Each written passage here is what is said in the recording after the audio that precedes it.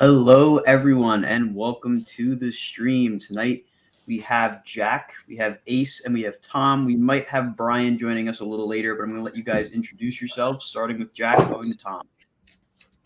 Hello, I'm Jack at Theme Park Pix 55, and that's it. Tom?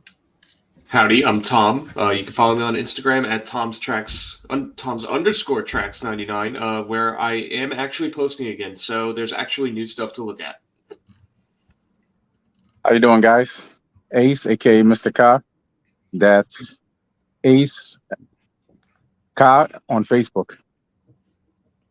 All right, so with today's stream, like we started doing the last stream, we're going to start with a couple topics that we're going to go over first, and then we'll get to everyone's questions in the chat. So you can feel free to send in whatever questions you have now, and we'll get to them after we do our discussions. We have a few less things to discuss this time around than last time, but first we're going to start with the East Coaster recap. Had the opportunity to attend this ACE event last weekend, and it was really, really cool. But I got to pause for a second because already, Tom, you got that horn ready? Yes, I do. Thank you. I don't know on board for the super chat. Hey guys, what are all of y'all's favorite coasters? My favorite coaster is Iron Gwazi. Ace? You already know. IG, baby. Iron Gwazi. Tom? Mine's going to be X2 full-on recency bias. Jack? Mine is also Iron Gwazi. Wow. Looks like Great. you're outnumbered there, Tom. I need to go ride it. Guess so. Back to our East Coaster recap. Like I said, I got to attend ACE's annual event last weekend. It was near Hershey, not exactly in Hershey Park. It was at a hotel outside. It was a really cool event. A lot of the stuff that was shared at the event wasn't really new information. It was kind of just reinforcing stuff we already knew. We did get a sneak preview of Iron Menace's theming, which was released a little bit afterwards. We also got a sneak preview of Holiday World's update with Good Gravy, which was also released afterwards. We got some really cool stuff from a lot of the different parks. We got a package from Fiesta, Texas that had like this whole infographic. They gave free tickets, some skip lines. There were a lot of parks that gave out free tickets. Dollywood gave out free tickets. Sesame Place gave out free tickets. And I feel like there's a couple more I'm forgetting. But all the parks that, oh yeah, Dino's also gave out free tickets. All the parks that presented did a really, really great job. I didn't film a video there. I just didn't really feel like it was necessary. It didn't really fit what I wanted to do, but I highly recommend checking out East Coaster next year when they have it again. Really cool event, and the presentations were really, really well done. But with that being said, we're going to move on to the most recent bit of news to come out in the coaster industry. Now, El Toro's not getting RMC'd. I'm not going to jump ahead. But for those of you that don't know, T-Express, which is the sister coaster to El Toro at Everland in South Korea, has been spotted receiving RMC 208 retrack, which is essentially their iBox track that is used for retracking wooden coasters. And everyone knew that T-Express was being closed for a refurbishment, but they didn't specify what kind of track they would be receiving on the attraction. And everyone kind of was of the assumption that they were going to be putting new Intamin prefabricated track on there, but they're putting RMC track on. And I can't help but think that Great Adventure is going to be watching this very closely and thinking about doing the same to El Toro, because realistically, it's definitely going to save a lot of money. Ideally, it will be smooth. Hopefully, the transitions aren't going to be too jagged like it is on Mindblower at Fun Spot Kissimmee. But what do you guys think about this possibility of El Toro getting RMC 208 retrack? I think you're starting, Jack. I think that with T-Express getting it, I don't think that necessarily immediately means any of the other Intamin prefabs are getting it. It's definitely on a park-to-park basis with how they choose to maintain their rides. Like, I absolutely don't see Colossus at Haida Park. Yeah. Getting it just because they just replaced it with all brand new Intamin prefab track. But like, who knows? Maybe 10 years down the line, Colossus could get it. But I think with specifically El Toro, I know they've been replacing track pretty recently, and I feel like those efforts wouldn't be really used as much if they were gonna just put all steel track. But that doesn't take it out of the picture. If T-Express goes very well with this changeover of track, I mean, I could see them being like, oh, well, it's going to be cheaper in the long run, so we'll go for it. Yeah, I don't think it's necessarily off the table for RMC or for El Toro to get RMC'd. I also don't think it's really that eminent either, like Jack was saying. I think if they run into some reliability issues with the coaster, it might be an option. But I don't think there's any concern for it right now getting RMC'd. I think for now we see it stay the way it is.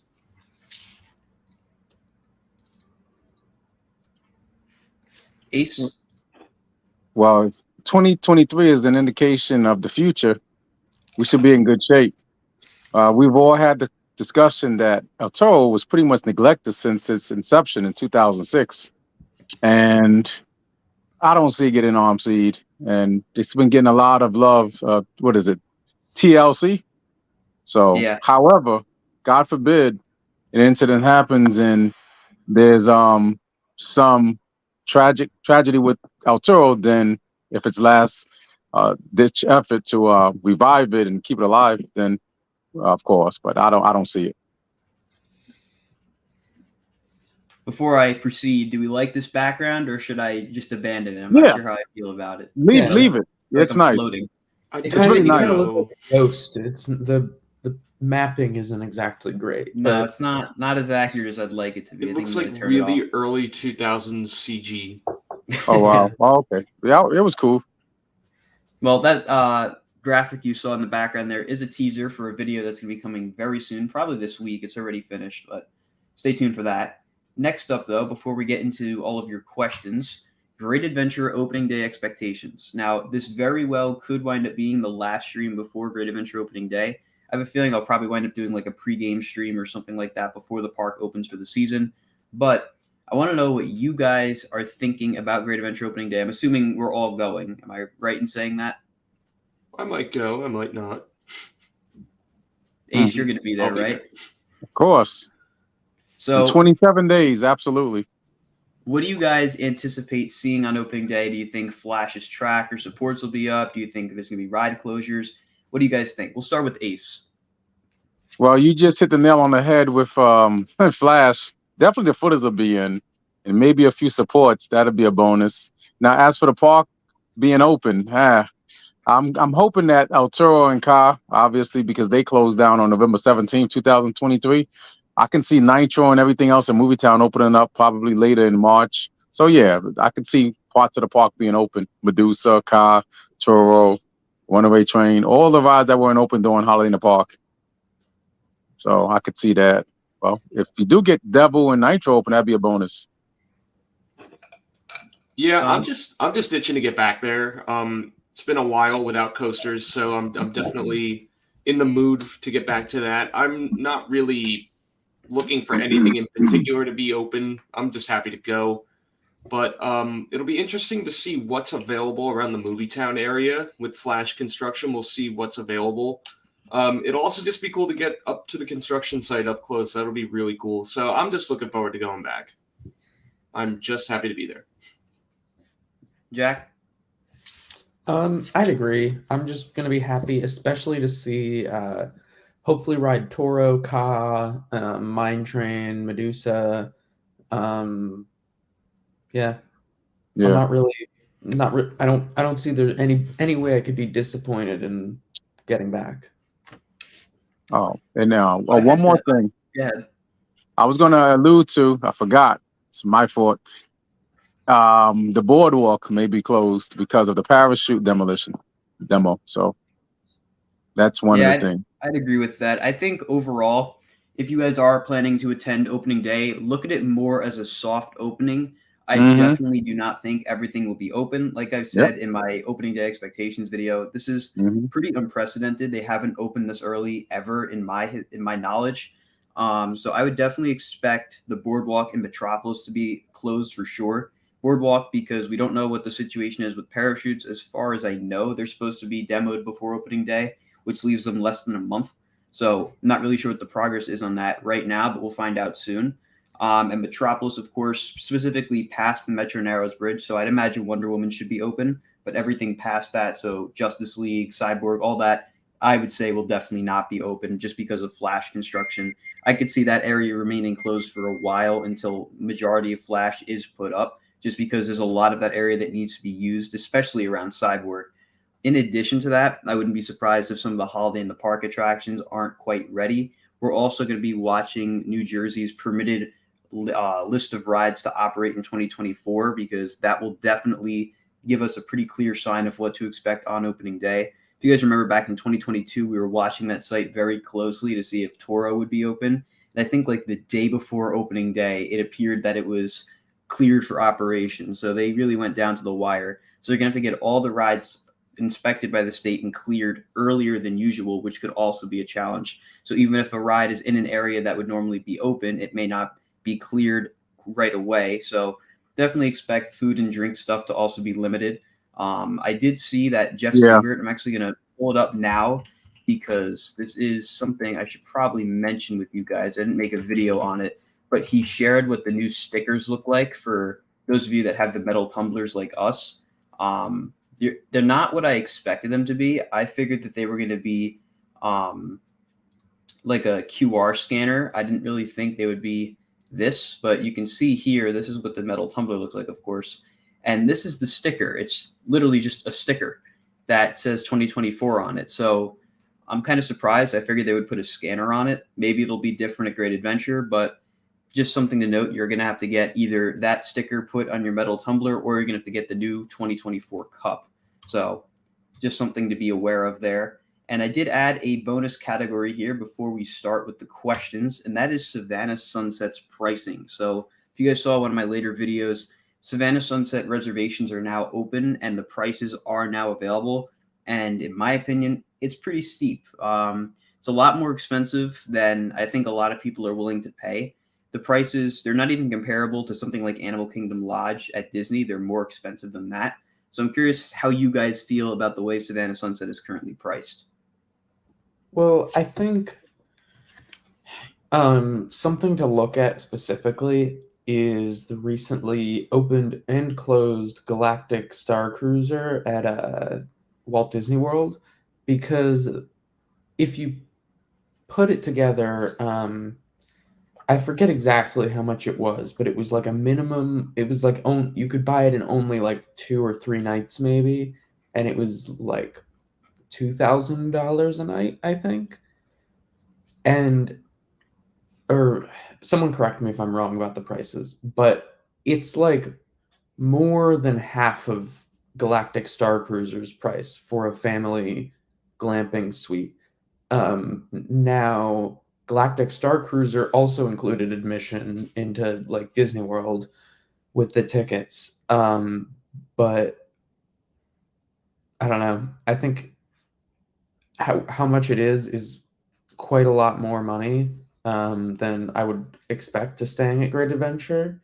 But yeah, so how much is it for the lowest tier and the Thank you highest? for pulling this up, because I was trying to find this myself while we're Yeah, sitting here. it's $699 for the lowest. That's a night. A night. Yeah. So $700 And a then night. it just goes up from there. Yeah. I think this is a lot more expensive than it should be. I'm hoping that the prices go down when more cabins open in the future, or if they figure out some more stuff. Like, one thing when I was looking at your video column that I was pretty shocked by was that they add like $100 resort fee a night. I presume that's like for like counting towards transportation and others to and from the park, and just other things about being at this resort. But I think that should be included in, if it's $1,000 a night for a room, you should include the transportation to and from the room and that sort of thing. Tom? Yeah, I'm not really sure what to make of the pricing. I mean, I also haven't really looked too much into it because I just don't know that it's something I'm gonna do. It seems I'm kind of getting at, I don't know what the pricing is on this kind of stuff anyway at other places, because this just is outside of what I'm typically doing at parks. But I mean, it seems fine for what it is. For what they're offering, it wasn't going to be like dirt cheap. So if I ever have the extra money and the desire to do this, I'll check it out. But I'll probably wind up getting the lowest tiered thing. Ace, what do you think? Yeah, very, very steep. prices are exorbitant. I'm hoping that they minimize it to 1 day because they're forcing everybody, as you alluded to in your video, to have 2 or more days at these steep prices. So let's still decrease it to at least having 1 day options. I would like to see that. I think. So I have Also, a few more thoughts. Oh, go ahead. Oh, I was just going to add one thing, was that I feel like they should offer some options for pass holders and members for discounts. I know you mentioned that it is like, I think they include Flash Pass instead of a ticket, or if you're a pass holder, but like I think you should get the option to withgo that altogether and save it like $60 or something. Definitely. And I was going to add, I think that 2 nights minimum is too much for what the resort is right now. Great Adventure, realistically, all you're going to do at the park is Great Adventure, the amusement park, and Hurricane Harbor, the water park. The safari is inside the amusement park now that they're bringing back drive-through adventure. So realistically, you don't need more than 2 days at the park. And if you're skipping Hurricane Harbor, depending on the day you go, you can definitely get Great Adventure done in a day. Realistically, though, probably you're going to want 2 days. You can get re-rides on top of doing the safari and everything.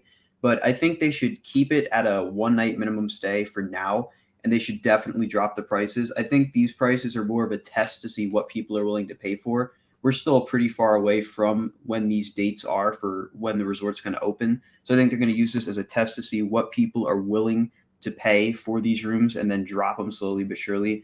I know the resort itself isn't very big either, so that could be why they're charging more, because they want to make more of an exclusivity out of it.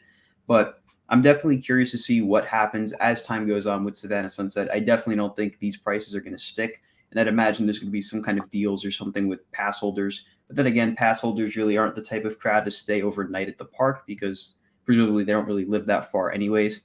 So I'm going to leave it at that with Savannah Sunset. I think they definitely have some time to iron things out. This is still the first year of it, of course. But with that being said, it is now time for questions. I'm going to scroll my way up to the top of the chat here and start with the earliest questions and work my way down. As always, if there are any super chats sent, they will be said immediately. So with that being said, we are going to start off with the first question, which is going to be, let's see.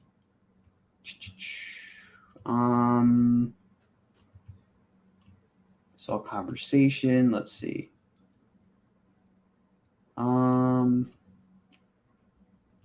It's very hard to find a question. Let's see. Here we go. What do you think happens? Great Adventure 2025, new coaster? Question mark. Ace, you want to start us off? Sure. My wish, and what we've all been alluding to and anticipating, I hope it happens. A Velocicoaster, Intamin Blitz, like in the back where the lakefront is at, where the arena, after demoing the arena, right next to the log flume, going further back towards the safari. That'd be great. Ron, what do you think? So I'm inclined to agree that we're going to get some type of roller coaster. I do also really want that Intamin Blitz, but I'm trying to manage my expectations. So I'm gonna keep riding the Gravity Group train and hoping. I mean, I do hope eventually we get that as well. But of course, the Blitz is on everybody's mind.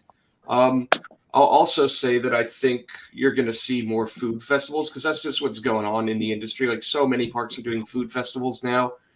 You've got the Flavors of the World Festival, which is new. You've got Oktoberfest. I think they add one more springtime food festival just so they can have like a year-round specialty food offering. So book me down for the new coaster and a new food festival.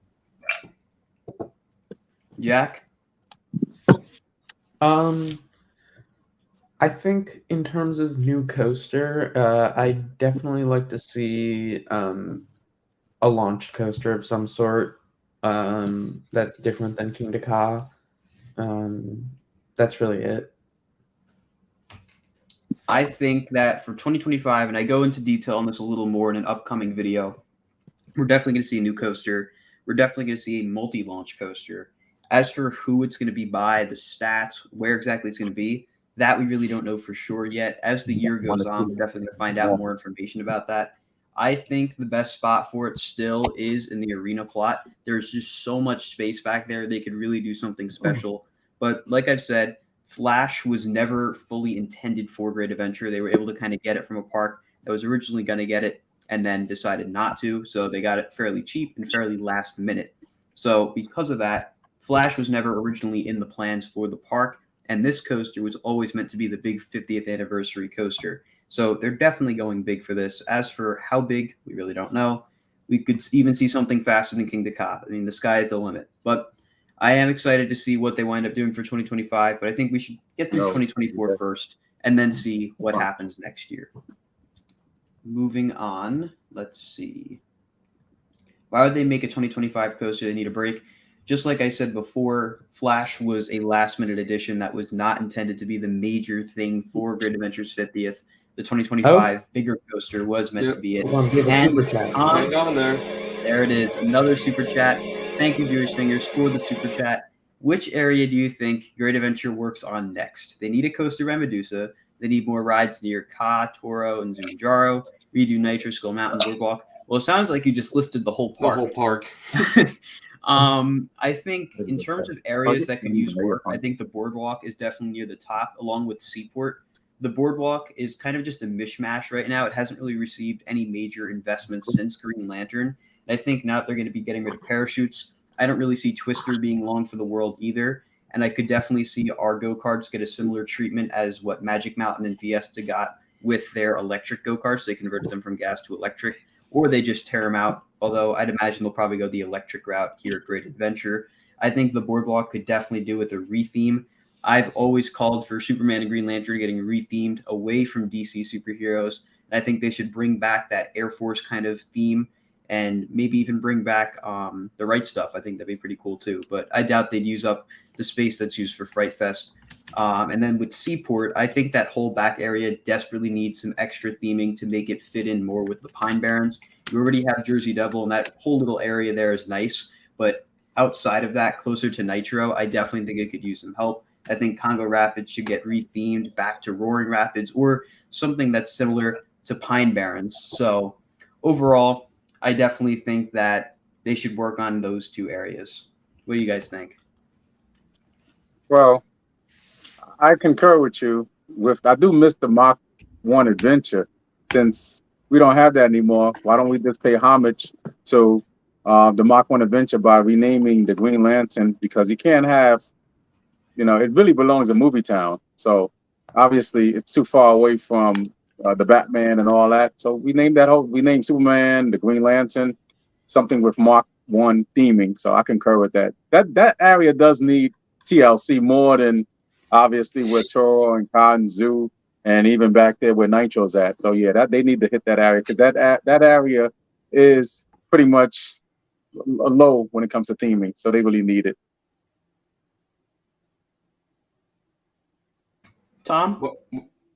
What we think's gonna the next area? Yes, I think Golden Kingdom actually needs a lot of love too.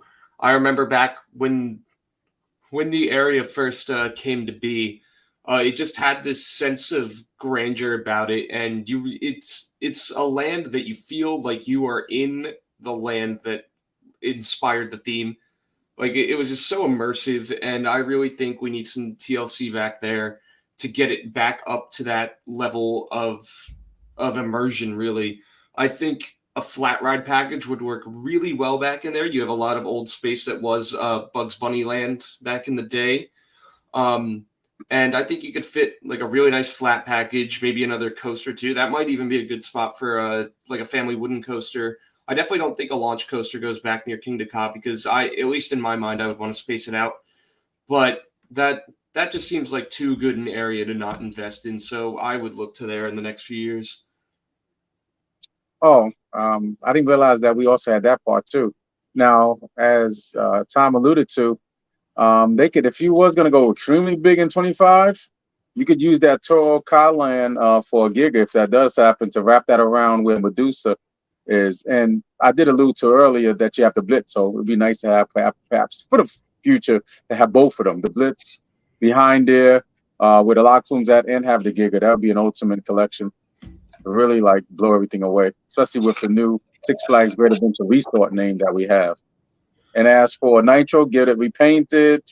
And yeah, we already spoke about the boardwalk. And Skull Mountain definitely needs it's like Tom when he worked there, like the ooh, they need all that, the lights and all that, like we had 5 or 6 years ago. We definitely need that back. Just keep the ride as is. I know Colin alluded to a couple last year that he would love to see Skull Mountain get the Space Mountain treatment, which wouldn't be a bad idea, but at least give us back our past glory with Skull Mountain like 5 or 6 years ago. Jack? So you, Jack. I think next, and this is sort of probably already happening, but working on the boardwalk area, and just revitalizing that area, as some of you said, because I think that's probably the most bland looking area in the park right now. Yeah, I think that's if I could see them work on an area like how they've sort of revitalized some of the areas in the park. That's what I would want to see specifically. Definitely agree there. Next up, should Dorney open earlier in the season? Mid-May to me seems crazy late. I mean, it's kind of like early mid-May, but yeah, I agree. Dorney should definitely open earlier, especially now they're getting Iron Menace. I think it's kind of odd that they're still opening in the time frame that they are, May 10th. That just seems a little late to me, considering I think Iron Menace could easily be ready for April. I wouldn't be surprised at all if we see really early pass holder previews for Iron Menace, maybe in mid to late April. I don't want to jump ahead of myself, of course, but I could definitely see that being possible. What do you guys think? Yeah, being as it is in a great area, New York, obviously anything in Philadelphia, and even New Jersey. It's like only an hour and a half to 2 hours from all those areas. There's no excuse. There's no lakes near there, and it's cold, yeah, but yeah, open it early. Because mid-May is just too egregiously long to have to wait for that park to open. So yeah, open it in April sometime. That would be a bonus for all of us. I agree. It always seemed weird to me that Dorney's always so late to the opening party, but it would be nice to even get like an extra week or two to enjoy the park. Would certainly make, at least for me personally, it would make it easier for me to get there just to have like a wider range of days available. But yeah, I will never understand why they're not open around the time, presumably, that the local schools are in their spring break. I would look to capitalize on that, but I mean, I don't know. I think there's a hope. There's got to be some reason that they're not opening as early as some other parks in the area. Yeah, definitely. Next up, I see Great Adventure or Magic Mountain getting Energy Landia's canceled Vekoma Tilt Coaster for 2025. I could be wrong, but I'm 90% sure I just heard this rumor come from someone's video. It might have been Airtime Thrills. For those of you that don't know, Energy Landia was planning a Vekoma Tilt Coaster that was canceled. We don't know how far along it was in the planning stages. We don't know if it was manufactured. We don't know what the situation is. But people are thinking that maybe they could do what they did with Flash for Great Adventure, grab that edition and throw it at either Magic Mountain or Great Adventure.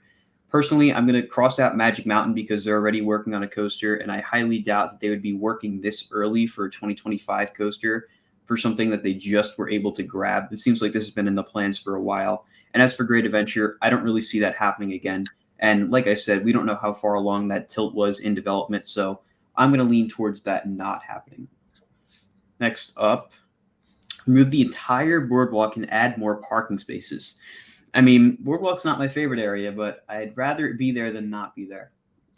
Yeah. If Great Adventure gets a new coaster in 2025, what would the theme be? Well, the theme completely depends on where it's located. So obviously, if it's in Frontier Adventures, it's going to be themed to something Western. If it's located maybe in between Toro and Ka, I think they would go more for the Golden Kingdom side of theming, but they could also go for Plaza del Carnaval. We're also anticipating that new pathway between the Golden Kingdom and Plaza del Carnaval being constructed. So that could very well open up space for a bit of a gateway area where it's half themed to Golden Kingdom, half themed to Plaza del Carnaval, and kind of mix it together a little bit. And maybe they could add the coaster theme to that kind of a theme. but it completely depends on where it's located. Will Great Adventure get a monorail, and will it loop between Hurricane Harbor and the main park? In my conversations I've had with Brian Basico, who's the park president, he's put a heavy emphasis on liking transportation type attractions, loves the Skyway, wants to see a train in the park, although I don't really know where they could put that. But I think a monorail long term would be really good for the park, considering they changed their name to Great Adventure Resort now, and we have Savannah Sunset being built, and I imagine there's going to be a hotel not too long from now too. I think a monorail would make perfect sense for this park. You could have a station at Great Adventure, a station at Hurricane Harbor, a station at Savannah Sunset, and a station at the hotel, and have great transportation between all of them. And then you don't really have to worry about parking because you can park at whichever station you want to go to and just kind of go from there. So I think long term, if their resort strategy pays off and works, I could definitely see that happening. What do you guys think?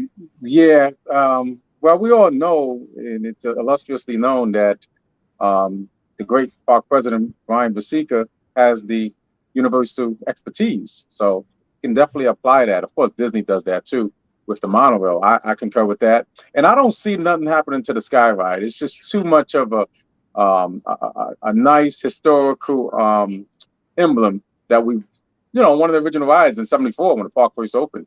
And I could possibly see a train. I'm going to be a little optimistic here because that is truly who I am. I'm hoping we get a train somewhere in the train throughout the park. Because that's one thing we've lacked that a lot of great parks have. I want to see what you guys think about that.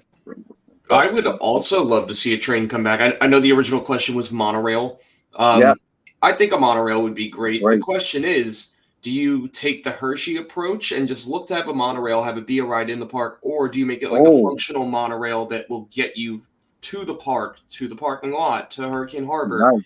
But then you would, of course, have to make the station outside of the park because how are they going to verify that you have a ticket to get in to get dumped off the ride into one of the parks? But so that would be potential questions.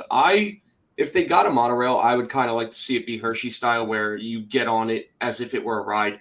But if they're looking for like practical function, yeah, why not? Build stations in front of Hurricane Harbor and the main park and have it be a way to get there rather than just like walking everywhere. Because to walk and or drive between the two parking lots is just a giant pain in the neck. Yeah. So I think it could be helpful. Yeah. Well, what you could do is, sorry, Jack. What you could do is, what Universal does, because Colin, you've been there a couple 3 years ago, like I have in 21, and what they've done with the Express is just phenomenal. And I know it would be a lot of technology to put into it that you'd have to verify your ticket and all that. If you're going to do it that way, you would just verify your ticket to go from park to park. It would be a lot of work. That's how they do it in the two Universal parks with the Express train. I think that this would definitely be useful. I think rather than a monorail, I think it's more likely we'd see probably like a Skyliner type attraction, or I really would like to just see anything other than the shuttle buses that they have right now, because those are very unreliable from what I've seen. I've only taken them one time between Great Adventure and Hurricane Harbor, which was a few years ago, but it was just not a great experience. So I'm hoping they make some improvements there. I think also the likelihood of a monorail being built is increased by the fact that Fiesta Texas is adding a monorail this year, a brand new one. So who knows? Maybe we'll see all the parks get monorails. Yeah. And if you were at East Coaster, I'm sure you all have that monorail musical thing they put on from Fiesta Texas ingrained in your head. I don't have the video saved anywhere, unfortunately. I don't know if it's been posted, but essentially they put on this like whole act with Jeff Siebert on a stage, like singing about a monorail, and then the entire park staff was like in the audience singing. It was unbelievable. If you want to know what they're making fun of, watch The Simpsons. From an episode of The Simpsons. Yes. So if you can't find the Fiesta Texas version, you can find the clip of The Simpsons. I believe the episode's called Marge versus the Monorail. Mm-hmm. It's classic. Yeah. Yeah. I just made it official during my road trip of the year. It's going to be between Ohio and Missouri and Texas. I've expanded it because I got so many friends I'm going to meet, and it's going to give me some good hookups. I'm going to include Texas, obviously, and I'm going to include Florida too. So it's gonna be like almost a 2-week trip, the longest trip ever in my life. Might not be the longest distance trip, but it's gonna be the longest trip time-wise, which is gonna save me a lot of gas and money. So I might as well, because these trips are expensive. So I can't wait to give you my recap of Six Flags Fiesta Texas with the great Jeffrey Seberg and the work he's been doing in his park. Pretty much the greatest Six Flags overall when it comes to the elements. Obviously, it's not the best coaster collection, but it is the best run Six Flags in the chain, in which this Brian Basica is pretty much up there too, what he's done. I'm sure you guys will concur with that Brian Basica in the 1 year that he's been park president has done a phenomenal job. I'm going to jump in. I'm realizing that I missed a few questions from prior in the chat, and I jumped ahead a little bit accidentally with this one. I'm going to backtrack a little bit and try to figure out which ones I didn't do yet. So besides Flash progress, what are you guys looking forward to most on opening day? I think we kind of covered that earlier. Pretty much just to get back, see what else is being done, like with the brick pathway, what other changes are being made, see what's open, what's not. Really just to get back there, honestly. That's going to be the best part of it. Oh man, I skipped the whole bunch. It's gotta be seeing the boys. That is going to be the best part of the day. I don't care what's open or not. Well, remember, I don't know if you guys are suffering from roller coaster withdrawal, but I know I am. Are you guys suffering from roller coaster withdrawal too? I've been all right, actually. I've been hanging in there. How about you, Tom? I've gotten through. We're a little over halfway there, but who's counting, right? Yeah, well, the only thing I can look forward to is that, hey, we don't got to wait 5 months like we did prior to 2015, so I can't complain. So 3 months, we need a break. Tom, a comment or question for you from Bob. What's the difference between a pickpocket and a peeping Tom?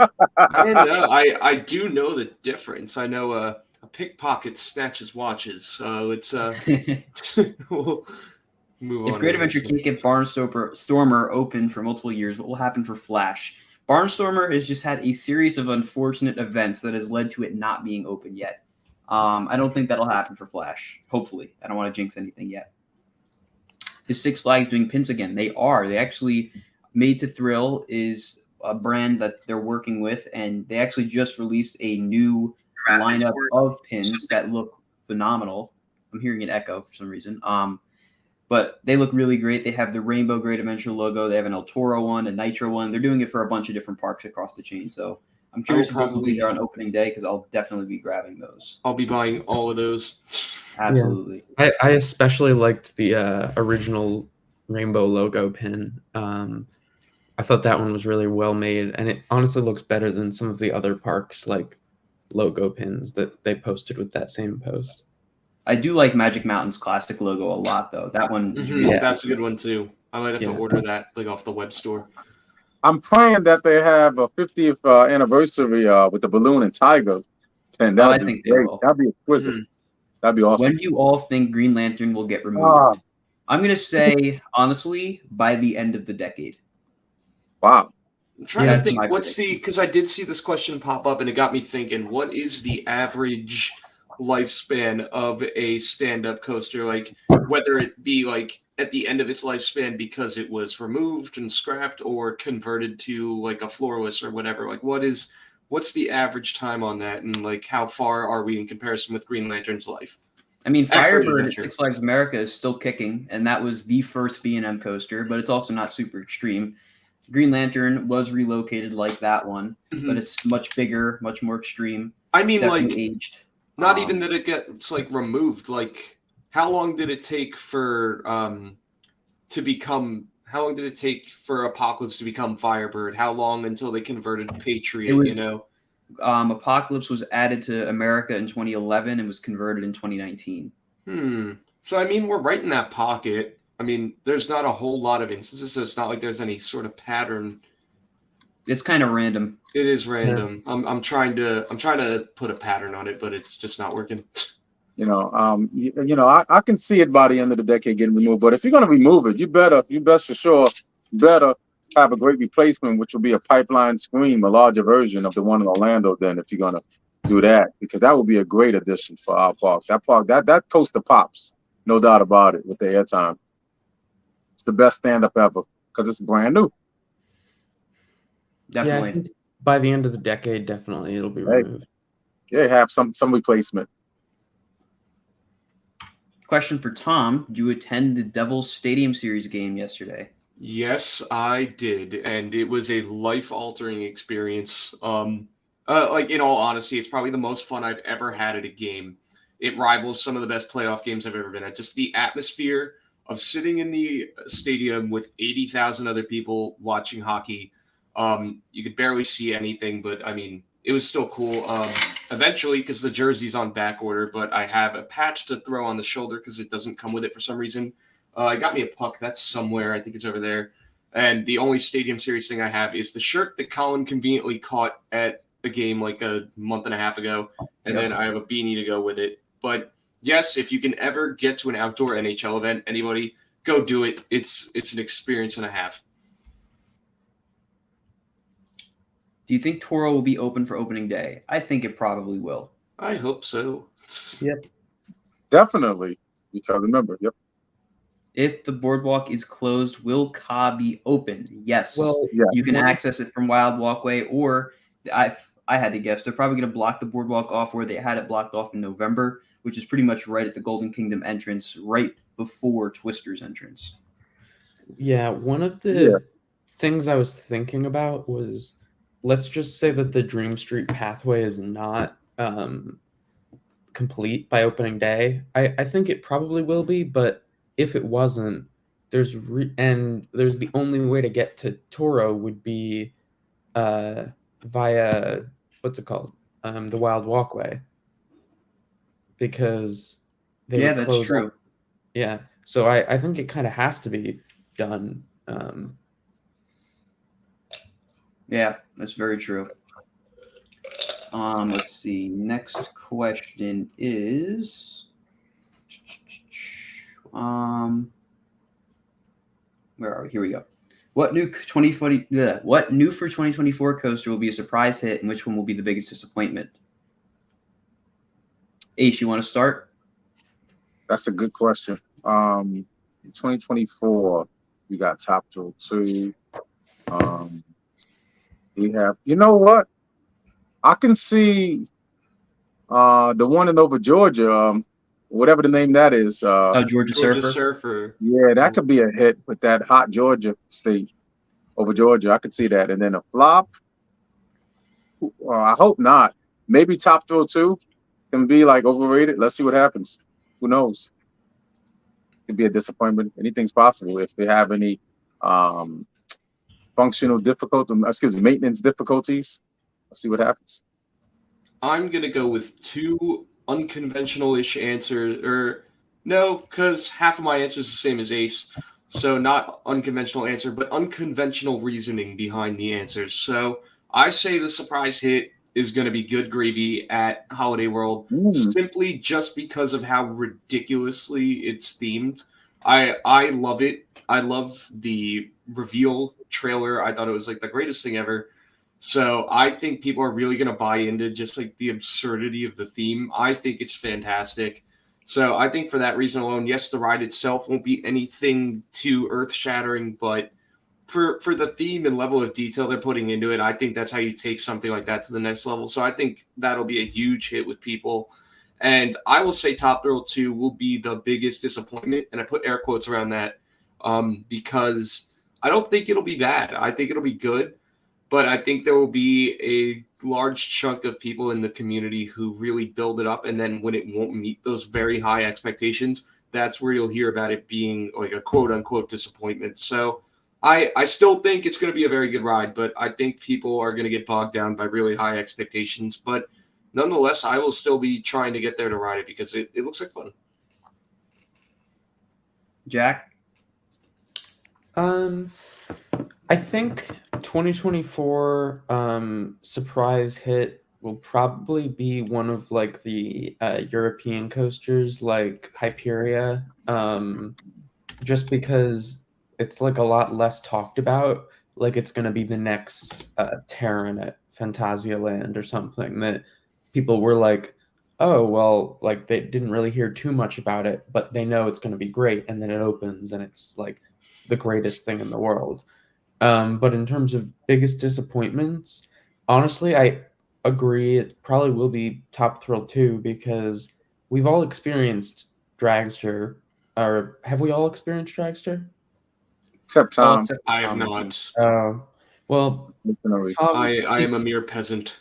yeah. I think it will be very similar in ride experience in terms of like the top hat, but everything else about it will be a great addition, but it just won't be like so much better that it's what everyone is hoping for.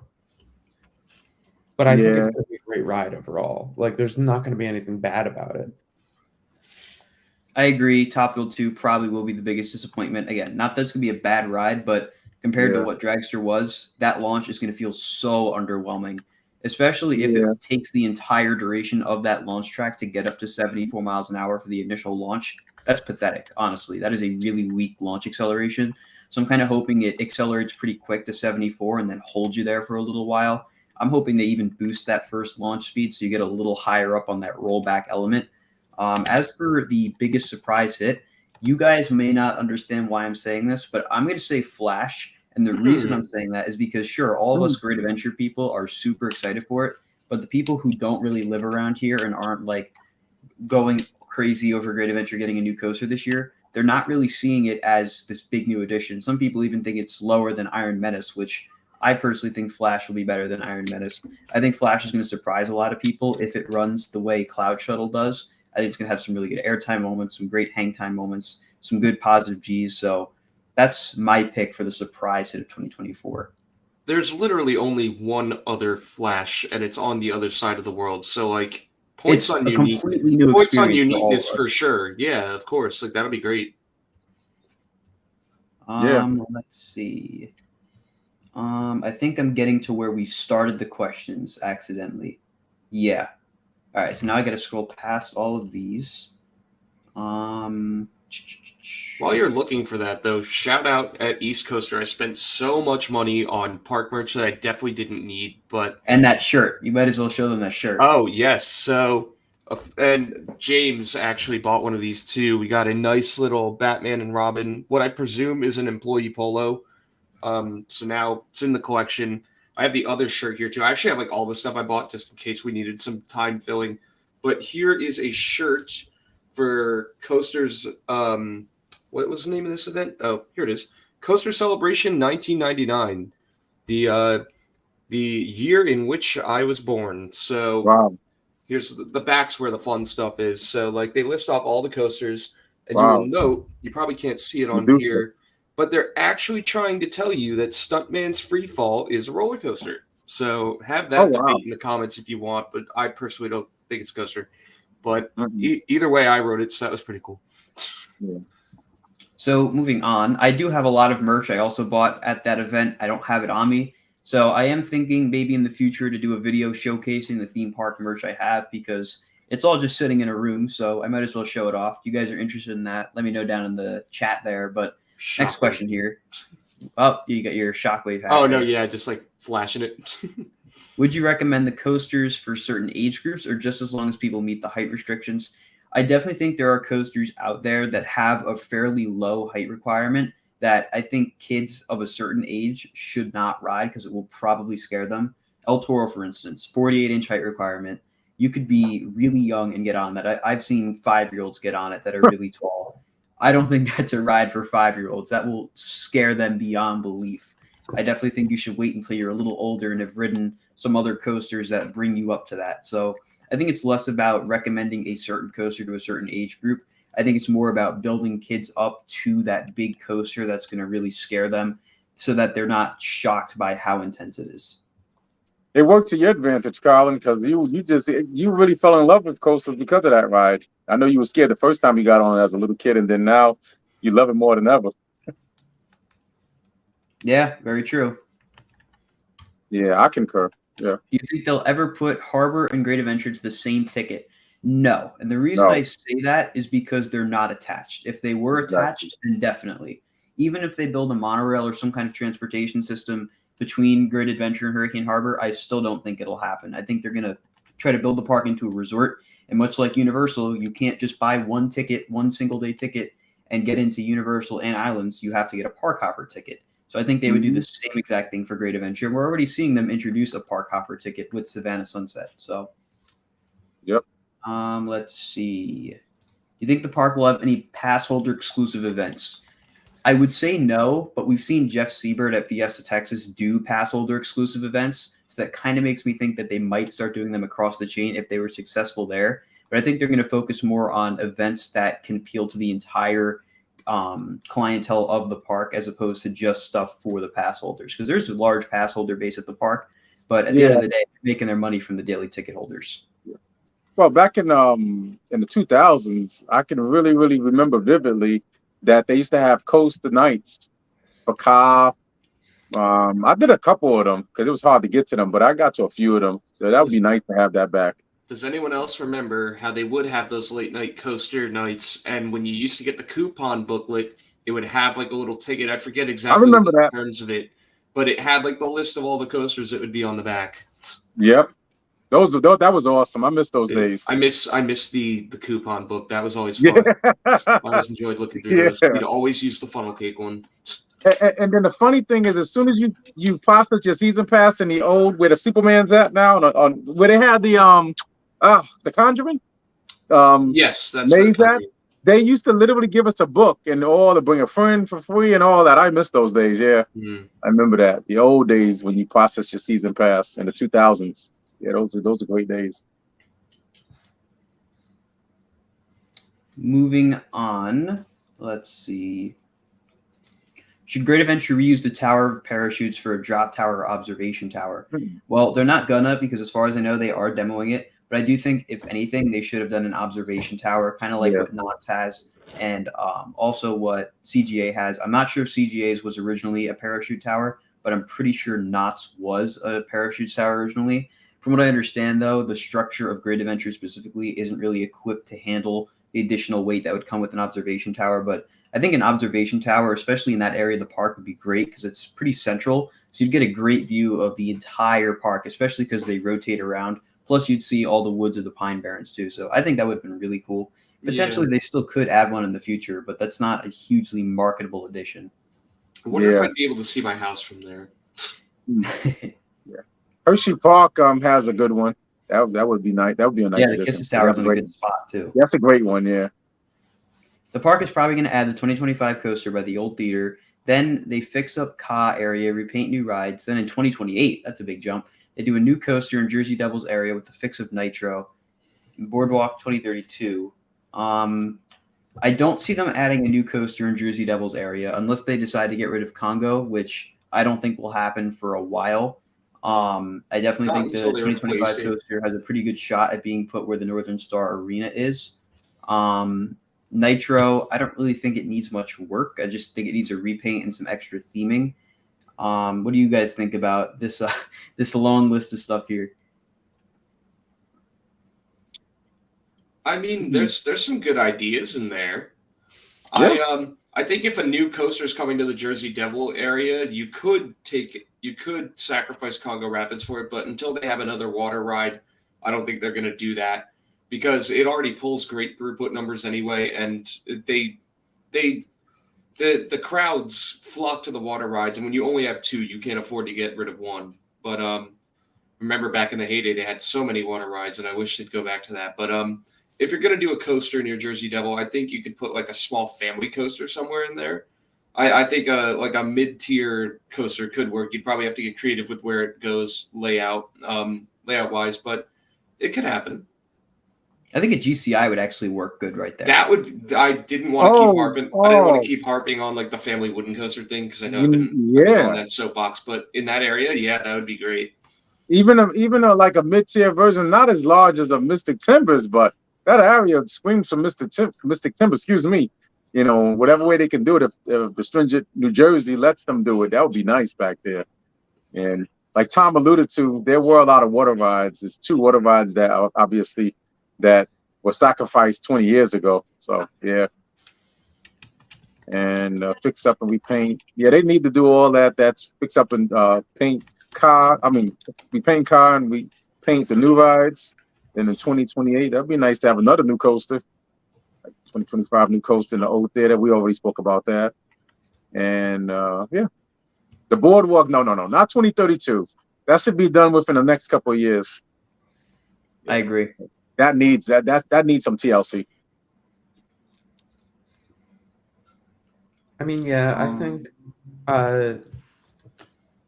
yeah, this is quite a list of things, but I think a boardwalk coaster replacing Green Lantern would not be out of the question, and I could see that happening in like 10 years. I don't know.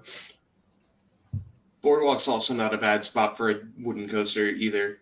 True. Very true. If they want to keep that theme. Yeah, it would be. They could retheme it better to boardwalk. Next up, Dorney and Great Adventure will probably offer a 2-park pass, and then Dorney will probably open sooner. I definitely think we'll see a 2-park pass once the merger goes through, because they're so close together, and it would kind of be weird for them not to do that. What is it, like 90 miles away to be exact? An hour and a half on the turnpike? Let's look. It's probably like a good hour and a half, I think. Yeah. Yeah, that's perfect. I know it's probably a little further than it is from me. The time's probably going to be shorter right now, though, too, because there's this hour and a half, 95 miles. Yeah, I'm talking about between Great Adventure and Dorney Park. Yeah. Yeah. Yeah. Yeah, you just take 276 across and then straight up. Yeah. It's a real boring drive, though. Yeah. Most of us did that drive for the Iron Menace tour. I forgot how boring a drive that is. Well, it depends which route you took. That's true. The lower route or the upper route. The upper route's a lot more scenic. Mm-hmm. Which one? So the high 78 is a little more scenic. Mm-hmm. So if you take if you take the toll route, obviously that's the quickest way. That's not scenic. That's boring to you guys. Yeah. Well. Oh, okay. But if you go toll free, that's you probably like the toll free route. Do you have to go through all the little tiny roadways? I just take the quickest route available. I just take whatever's fastest. I don't really see Me too. I don't mess around. Monorail between the 2 parks. Plus, the Easy Pass is not in my name, so it does not bother me. I have to pay the $20, but it's worth it because it's just too long of a slog to go to the toll free route. An extra hours added on it. So mundane, just too much.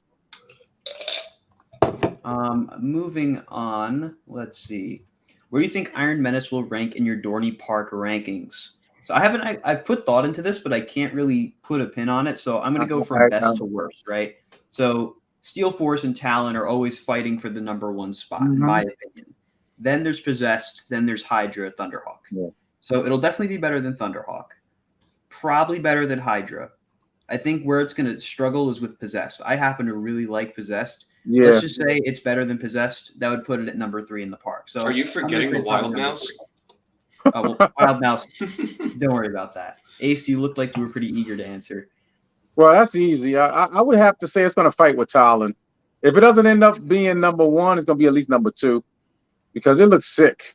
You know, all the elements on the coaster. And so as Steel Force to definitely be up there too, like #2 and #3. And because Steel Force is not my #1 currently, it's my #2. I got to interrupt you there for a second because we learned at the Iron Menace construction tour that Steel Force received a new control panel this year that's going to make it run a lot more like Mamba. So if you don't know, Mamba this past year got a new system and everything, and the mid-course brakes were turned off, so the finality was absolutely insane. And I'm hoping that winds up being the case with Steel Force because that'll make Steel Force even better than it currently is. You know what? I've been on all of the throughout the country. I've been on all of the Morgans, and I'd have to say the best one overall, Mamba over the Wild one, and of course, Steel Force is great. But I can't wait to get on it then. And I'm gonna go on Mamba again when I go out to Worlds of Fun with my super trip in May and June. I'm looking forward to that. That's great. So they're gonna turn off the. Oh, go ahead, Tom. What was I going to say about what now? Iron Menace ranking. Just like the ranking? Yeah, so I struggle to think about what my ranking of Dorney's coasters would be. I mean, I've ridden them all, of course, but I haven't been since 2022, so the rides aren't as fresh in my head as everybody else's, who I'm sure everyone else went to Dorney this past year. I regrettably didn't, but I'm going to change that this year. So, I mean, from what I remember of everything, Steel Force is still my favorite. Give me Talon next. I think Iron Menace has the potential to take number 2, but that's just because I'm really big on the air type. So Steel Force is going to be my favorite there. But yeah, top 3 for sure. That's just such a safe bet. Yeah, I think it's definitely going to be top 3. I don't know. Like, it could be the best ride there. I think it's going to be a great ride, and it just being new is, you know, something that gives it a little. Let's see. For me, I'm just not a big fan of the newer dive coasters. That's why I can't really push it any higher. Although Iron Menace has a very different layout than a lot of the other ones. It's more fast-paced and compact, so I'm hoping that'll make my opinion of it more elevated, but we'll just have to wait and see. Do you think King Ka is getting a new paint job? It's been years ever since Ka got a paint job. Don't know if it's going to happen. I think King Ka will get a paint job when they do whatever they're going to do with Golden Kingdom. So I recently worked on a video actually of my 5-year plan for Great Adventure, and I think that eventually they're going to do another Golden Kingdom expansion, and in that expansion they will repaint King Ka. We know that a ride like that is not easy to repaint. It took Cedar Point a while to repaint Dragster for the Top Thrill 2 color scheme, and I think Great Adventure is going to wait to repaint Ka until they can market it along with something else, whether they market it as a new ride or whatever they do. I think they're going to hold off until that. Yeah. Do you think they'll add anything near Joker by the lake? No. I think they're going to keep that plot of land right there open so that they can keep it for fireworks shows, drone shows, whatever they may wind up doing in the future. That is a perfect viewing spot. And if they can't have the Great Lake Grandstand anymore, I think that's the next best thing. They should keep that open. A tilt coaster at Cedar Point would be awesome. I actually strongly agree with that. That's something they could really use. And I think something that would elevate that even more is if they put the Cosmic Rewind trains on a ride like that, something with spinning capabilities. That way Cedar Point could market it as the first spinning tilt coaster, something stupid like that. It would probably be a really great ride, though. Interesting. When will Hershey get a new coaster? 2025 multi-launch. Will Great Adventure and Hershey both get new coasters in 2025? I can see I that. don't think Hershey will get a new coaster in 2025. I think they're probably going to get one in 2026. They got Candemonium in 2020, Wildcat in 2023. I think they're on a bit of a 3-year gap between coasters. Yeah. So I think come 2026, they'll probably add something new. In my opinion, it should go next to Candemonium and expand Chocolate Town out a little bit. Yeah. But we'll have to wait and see. Yeah, they got a lot of land to do it. Got to use that. You use that land. That makes sense. Definitely. Follow the trend of 3 years. Why would Magic Mountain need a new coaster when they can't handle opening half the coasters in the park? I could not agree more with you. Hey, that's not true. They only can open a third of the coasters in their park. I keep plugging these videos I just made, but this weekend I sat down and made a few videos. I just made a video comparing Great Adventure and Magic Mountain, and the biggest knock I have on Magic Mountain is their operations. They're horrible. There's no other way to put it. They can't keep anything open, and the rides they do have open are running at limited capacity during peak season. It's a big issue, and I think instead of adding the new coaster they're putting in, which I'm sure will be great, they should focus on keeping the rides they have well maintained. I think Wonder Woman is currently running with one train, which is absurd for that ride. Yeah. Just imagine waiting that long for only a 12-passenger train to come along. They have 4 trains for that ride. They should be using at least 2 of them at all times.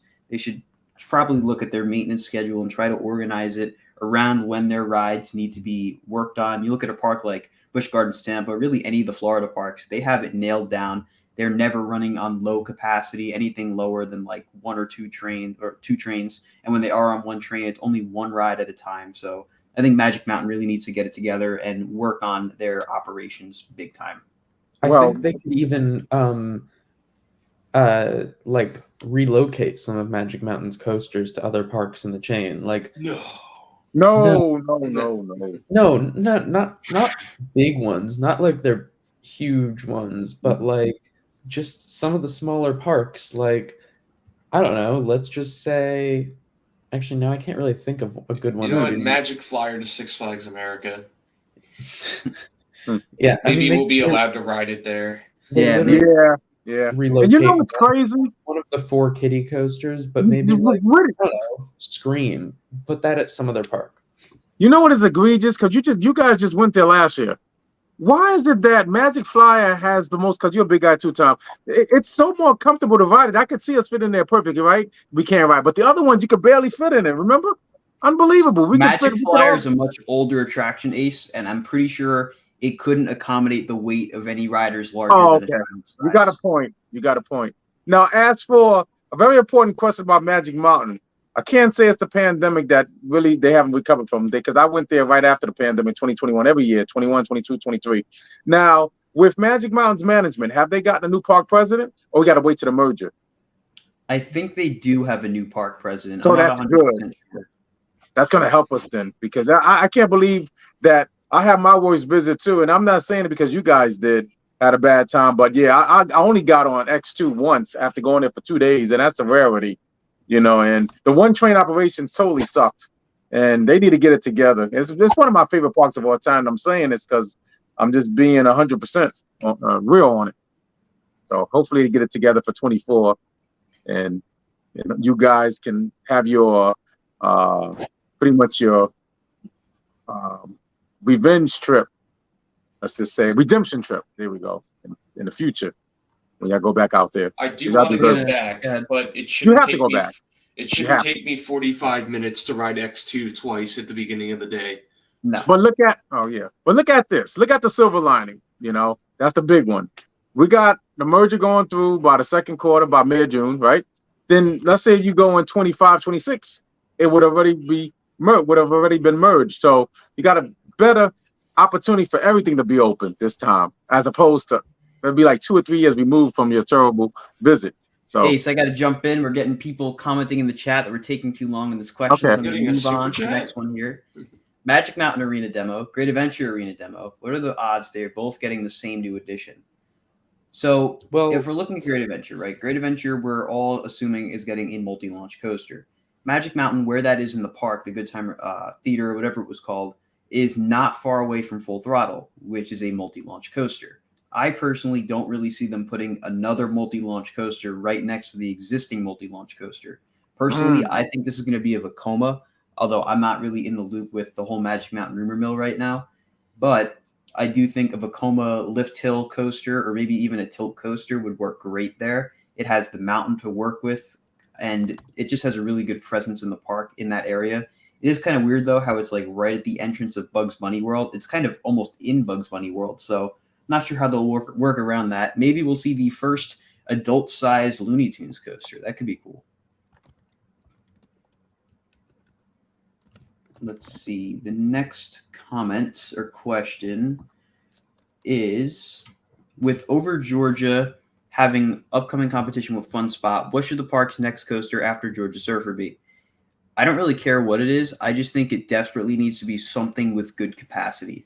Georgia Surfer and Kid Flash do not have much capacity. And it's not like that park gets crazy crowded, but I know it can get crowded in the summer. Yeah. And those rides are going to have miserable lines, especially because Georgia Surfer does not have a turntable. So there's definitely going to be some issues there.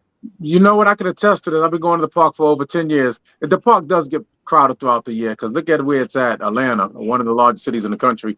So, yeah, it does pretty much get crowded, especially during Fright Fest. So, yeah. Next up, let's see. Do you think Green Lantern will be gone by 2026? No, I do not think it will be gone by then. I do think it might be gone by the end of the decade, though. Yeah. Should Green Lantern stand-up trains be replaced by surf coaster trains?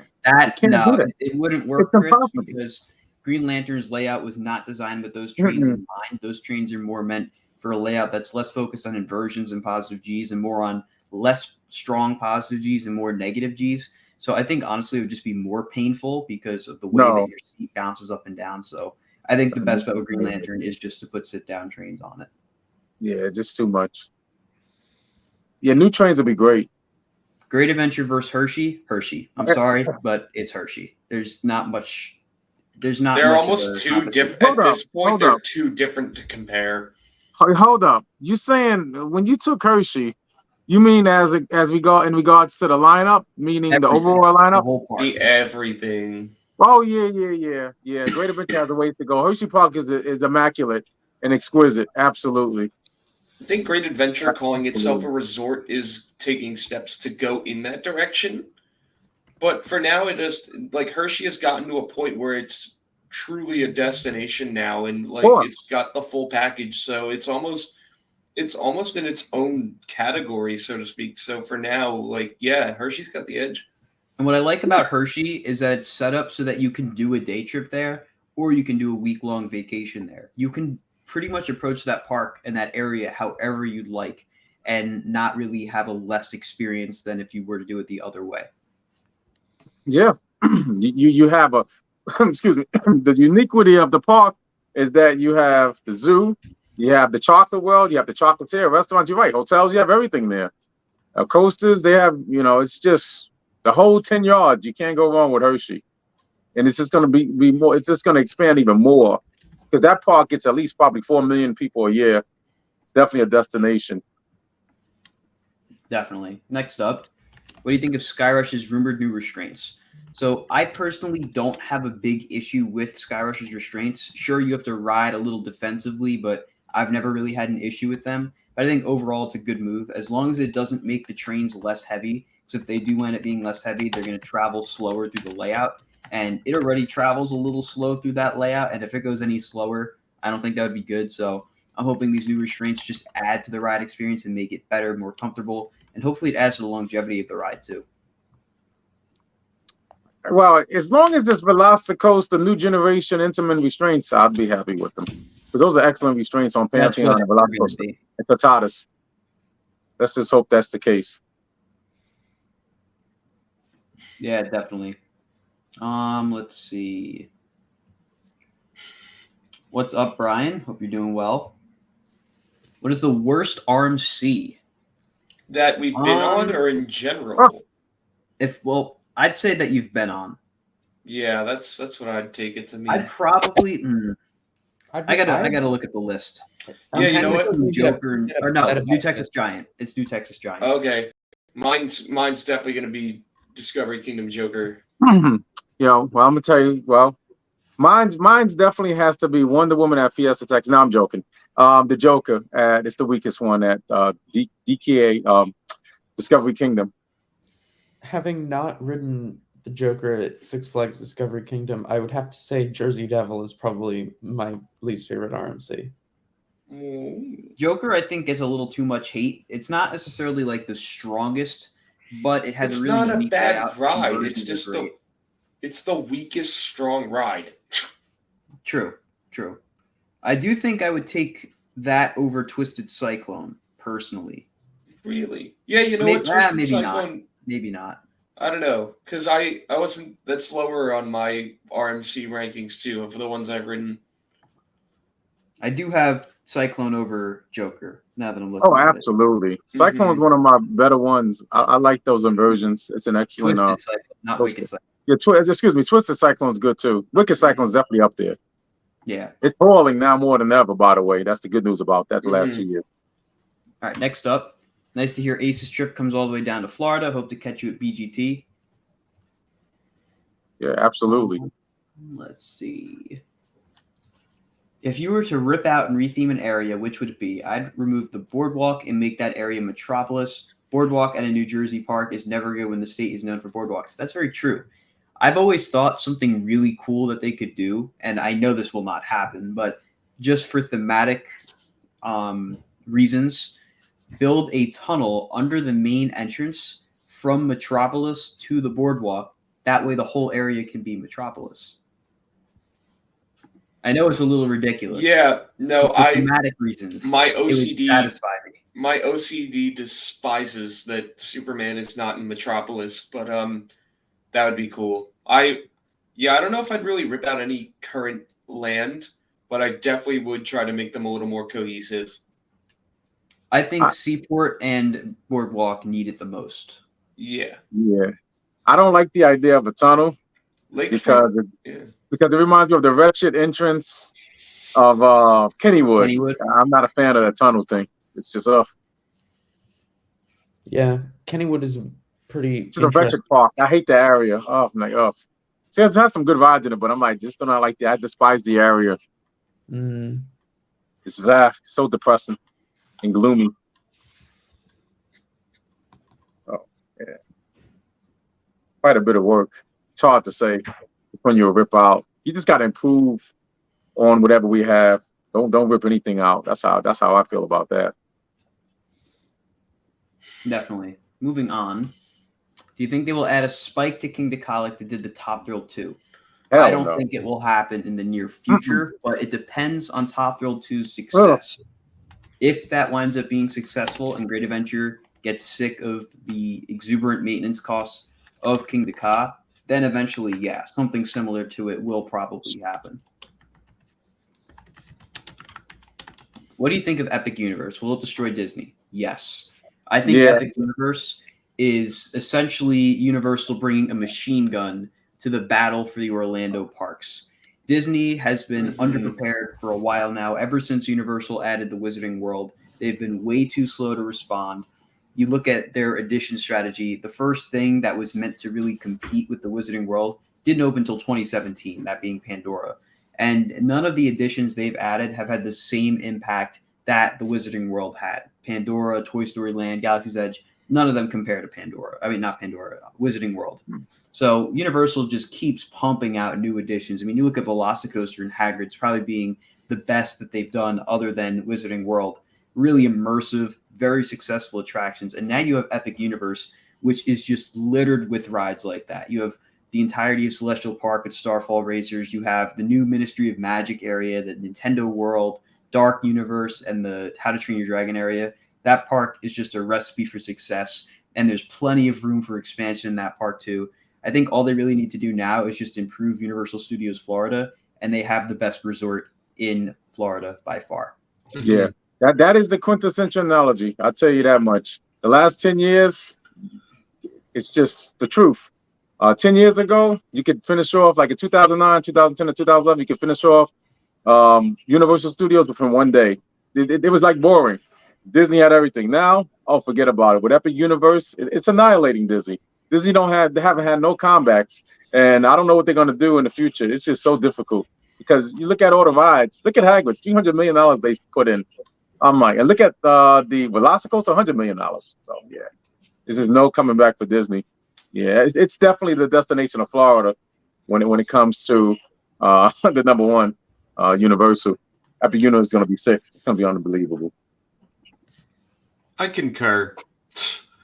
I also I cannot wait for this Mario Land. Of course, it's probably going to wind up being the most crowded one because it just has the most mass appeal. But I'm actually really excited too for the monsters section. Like I love those classic horror movies, so I'm looking forward to what that brings. But like, I think before I get too hyped about any of it, though, I just need to get down there. Though, again, another stream where I talk about needing to go to Florida. Yeah, I plan on going there with a friend. Thank God I'm blessed. I have a friend who works there, so I'm definitely going down there. That's why I'm going to the Florida this year, and I'm going next year. Definitely, we'll probably see you guys down there too. I cannot wait for Epic Universe and get the triple hopper pass. Oh my God, it's gonna be crazy. Not just going there for the credits, just gonna go there for. Moving on. Will Lightning Rod be a shell of itself with the chain lift? I don't know. Yes, unfortunately. Yeah. Ace, you want to share your opinions on this? I'm appalled by it. I've been on two of the two versions of it, and I'm not happy. Definitely not. We're not gonna have the launch, and of course the new track that they had. That's right, the iBox track. I just can't picture it going up the slow RMC chain lift. I just can't see it. It's just gonna destroy the appeal of the ride and the mystique of it. Yeah, I don't look forward to that in the future when I do go back to Dollywood. I was able to ride it when it was running full speed with full topper track, and then rode it again, but it was a little more neutered with the iBox track and a slower launch. Even with the slower launch, the launch adds so much to that ride, and taking that away, I don't know. I mean, the layout's great. I think they should retrack the entire thing with iBox to make it more enjoyable, but I just feel like not having that launch definitely takes away from the overall experience of the attraction. But we're going to move on now to the next question here. Do you think by 2030, Great Adventure will be open all year round? No. The way I'm going to phrase it is, if they aren't open all year round in 2030, they will have already made an attempt to be open all year round by 2030. There you Meaning go. that they would have tried and maybe not succeeded, or they will just keep going.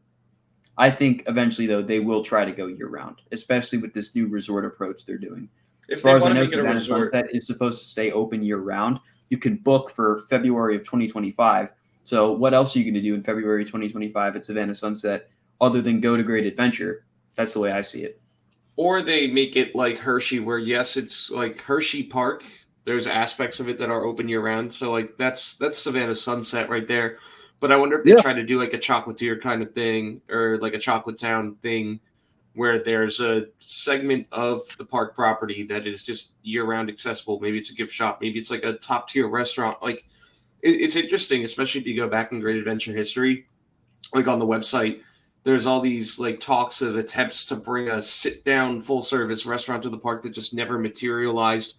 And I think if they're going to really go in on this, they're going to go big on the resort thing.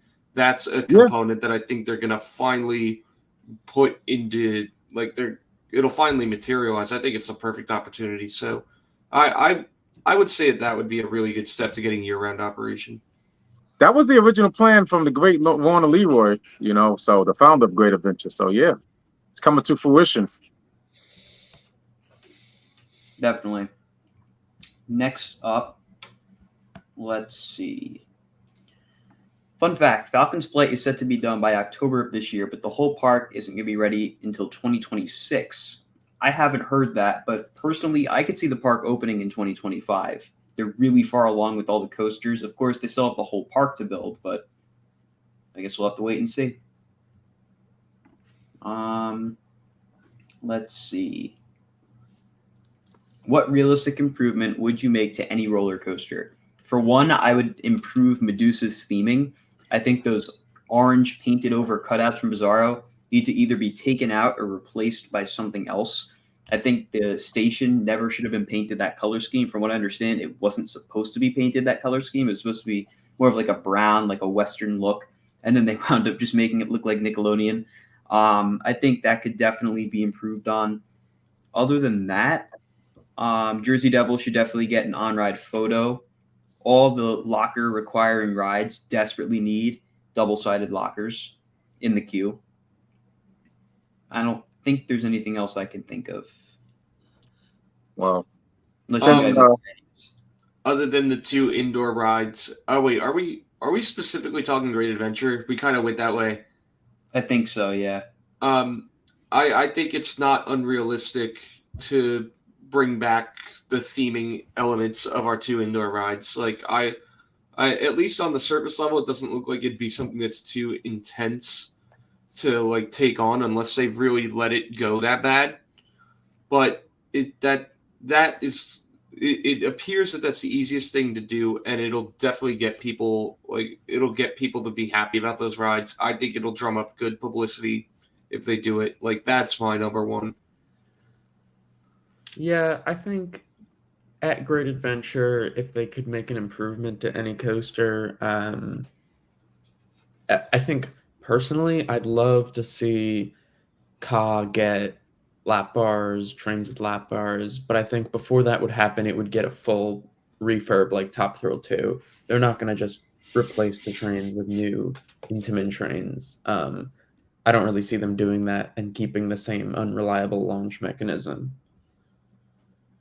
We paint nitro, and since you can't have tunnels with the stringent New Jersey laws on nitro, especially on the first drop, add something like Medusa, in which you have those lights. You go right through it. That would be really nice. A couple of I those would throughout the hate coaster. if they added lights to Nitro. That'd be nice. That would ruin the night ride. From what I No, understand, not the back. They were considering putting floodlights in the back area of Nitro in the woods, which I hope they don't. Yeah. Ruin the night ride. What about the first drop? Like just like how Medusa is with the The lights. whole allure of Nitro at night is that Oh, it's completely pitch black back there. oh, okay.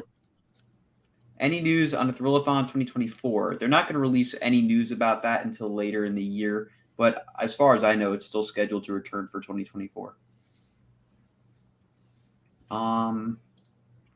Favorite coaster channels beside Hollywood Studios? Personally, I'm probably going to have to say it's between El Toro Orion and Airtime Thrills. Yeah, Yeah. Oh, you go ahead, Jack. Oh, thanks. I was gonna say my favorite channel to watch other than Colin is also El Toro Orion. Yeah. I find myself in like random airtime thrills binges sometimes, like if I'm just looking for coaster content. Like it's a great listen. I'm trying to also find I have I have a podcast saved. I've been listening to a lot of coaster podcasts actually. So I started listening to In the Loop and the Drunk Riders a lot more, so that's pretty fun. Podcasts are the way to go. I love listening to those. It's nice to throw one of those on and do whatever it is, like clean up around the house, whatever. But that's mostly what I've been listening to. Ace? Yeah, I listen to all of them, so I can't really say either or. Airtime Thrills, OK Coasters, Coastal Studios, theme park. Of course, most of the time I listen to Hollywood Studios, but yeah, I appreciate all of them for all the hard work and the content that they pump out. Is Magic Mountain getting a huge coaster in 2025? Yes, they are getting a coaster, at least as far as we know. We don't know what kind yet. I don't think that's going to have an effect on Great Adventures coaster. I know there's a few other Six Flags parks rumored to be getting new coasters too. I think Fiesta, Texas is rumored to be getting a new coaster. Great America is rumored to get a new coaster. New England still desperately needs a new coaster. So there's a lot of new coasters that need to go around in the Six Flags chain. And I hope they spread the love because Yes. there But I hope are we get a parks lot. and there I are hope we get parks that in Magic dire Mountain need. treatment. Yes, definitely. Let's see. Do you think it would be possible at any point that Great Adventure would add a second park across the water?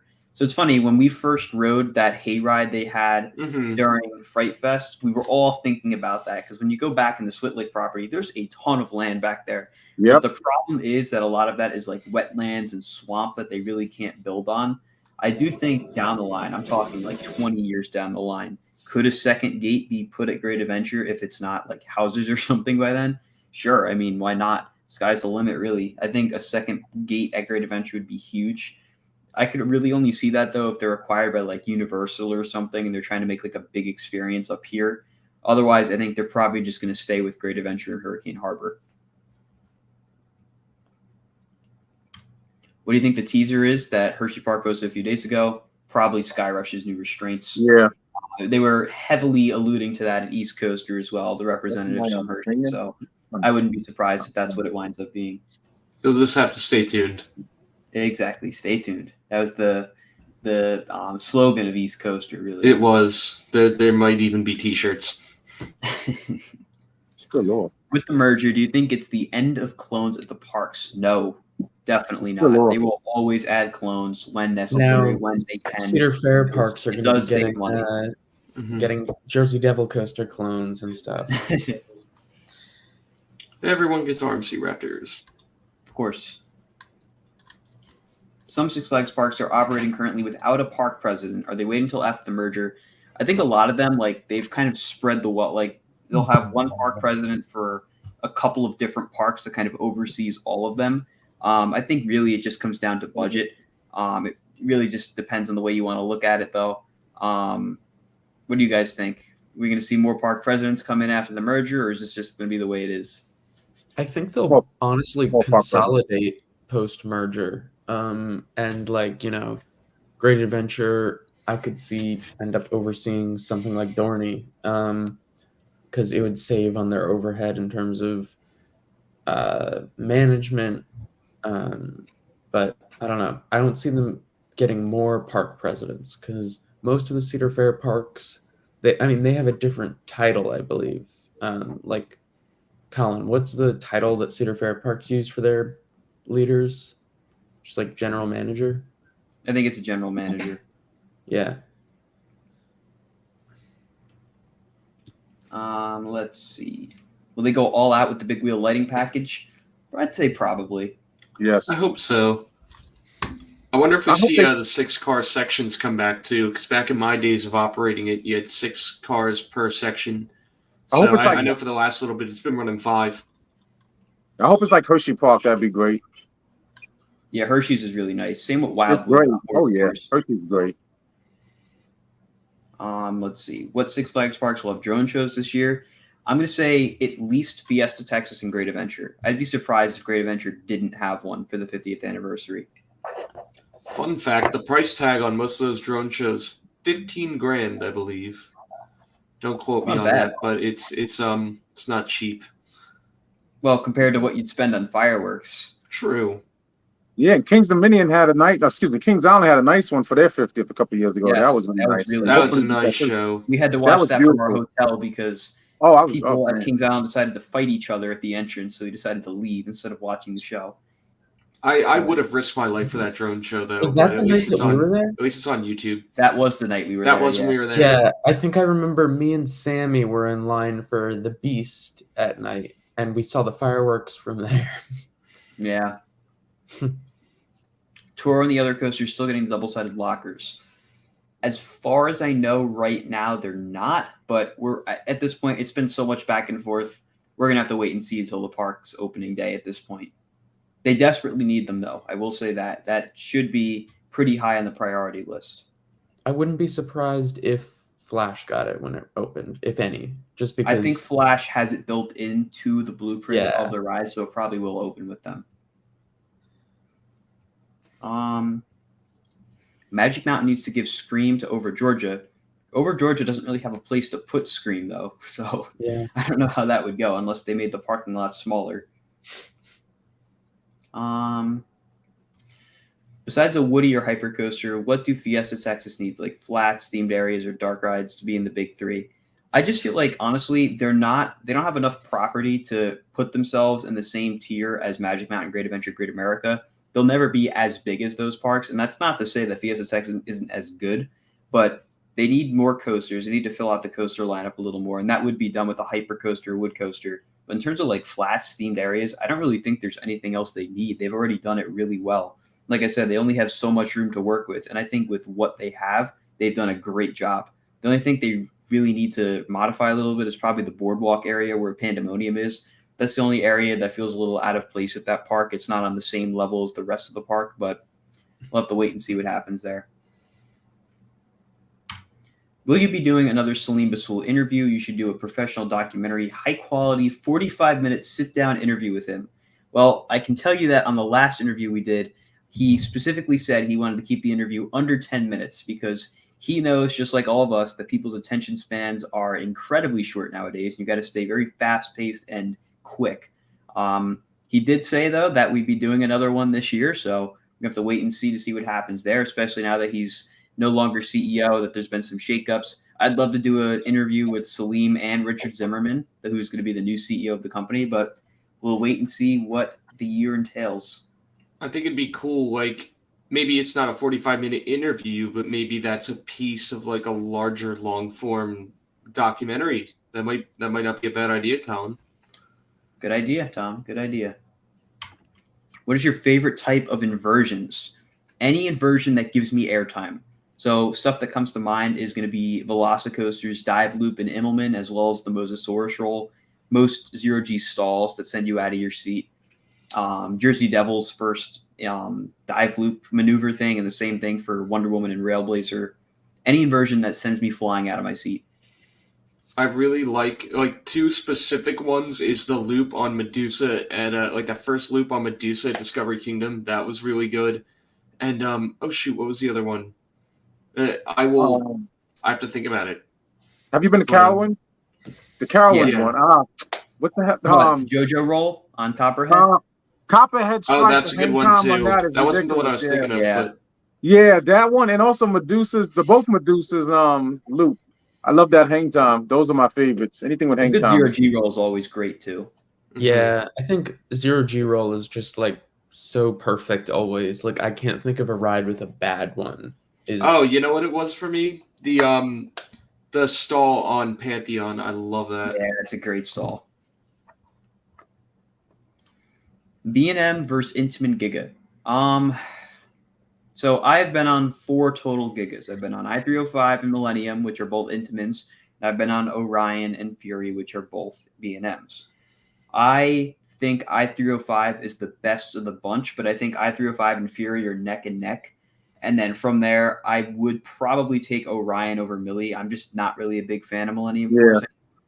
I think overall, B&M tends to be the more consistent, though I don't think Orion is on the same tier as Fury at all. But Orion was also originally designed to be a hypercoaster, so kind of gets a little bit of slack there. I think overall, though, if I were to see like a new park build one, I'm curious to see what Intamin with its new design language would do with a Giga coaster. So I might go on a wild card here and say an Intamin Giga. Yeah, I would definitely have to say the B&M Gigas. I've been on all 3 of the Gigas, and whether it's Leviathan, Millie, and Orion. And my favorite out of them would be probably Orion by a little bit over Leviathan. Leviathan's great, but not a big fan of Millie like I used to be. It's like, and of course, i305 is great too. So Millie is my least favorite. Yeah, I think I'm gonna lean Intamin on this one just because of how insane i305 is. Yeah, unbelievable, like a race car. But I remember really liking Orion too, so they're all fun. Do you think Cedar Point will lose the record of world's tallest and fastest triple launch coaster? If King Dakar gets that treatment, then yeah. Otherwise, I don't see anyone specifically doing a triple launch coaster that beats Top Wheel 2's stats. Although Falcon's Flight, how many launches is on there? I think it's technically 3. Oh, yeah. You have the launch lift hill, the launch up to the top, Yeah. and then the booster launch at the bottom of the drop. So I think Cedar Point might have already lost their record, and unless they want to consider it a little differently. But they're going to be like, it's the tallest, fastest, longest triple launch coaster in North America, switch track, Yeah. or like there you go. on Lake Erie. yeah, That's North not the America. Falcon's Flight. Yeah. I'm not going to say the 5 roughest. I'm going to say the roughest. And the roughest coaster I've been on, Tom, I'm sure you agree, is Wildcat at Lake Compounds. That thing, Yes. pulp. Yes. And I heard they're getting a retracking. Oh Yes, my God, that it's thing getting was a full almost graphic group retract. Oh, I'm more than willing to give it another chance. Yeah. After that point, though. But yes, that is probably the roughest coaster I've ever been on. That's one of the I'd 5 probably for sure. Say that Hellcat was definitely the roughest Yeah. coaster. Hellcat's a close second. That thing is brutal. Man, Did it ever reopen after like the park got bought and stuff? Like I feel like it reopened for a few months. Yeah, I got on it a couple of times, and in the front row, and I got destroyed. And Green Lantern, you guys didn't miss nothing with the Green Lantern at Magic Mountain. They're so terrible that Lerone they just pretty much got rid of it. They didn't even build it up after they got relocated. You know, I lived for a period of time about 20 minutes away from Lake Compounds, or not Lake Compounds. Wow, I wish, but from Clementon Park, and it still was not enough to get me out there to go ride Hellcat when I lived closer, just because like of all the negativity I heard about it. But I'm trying to think of 4 other exceptionally bad coasters I've been on. Hurler at Carowinds is a good one. Kingsburg near Collin. Haven't been on that Kingsburg. either. Yeah, that destroys you. That thing destroys you. And there's another one at I saw someone mention the Roar. Hurricane. Someone mentioned Roar. I see in the comments. Yeah, at America. No, there's something worse. That bad.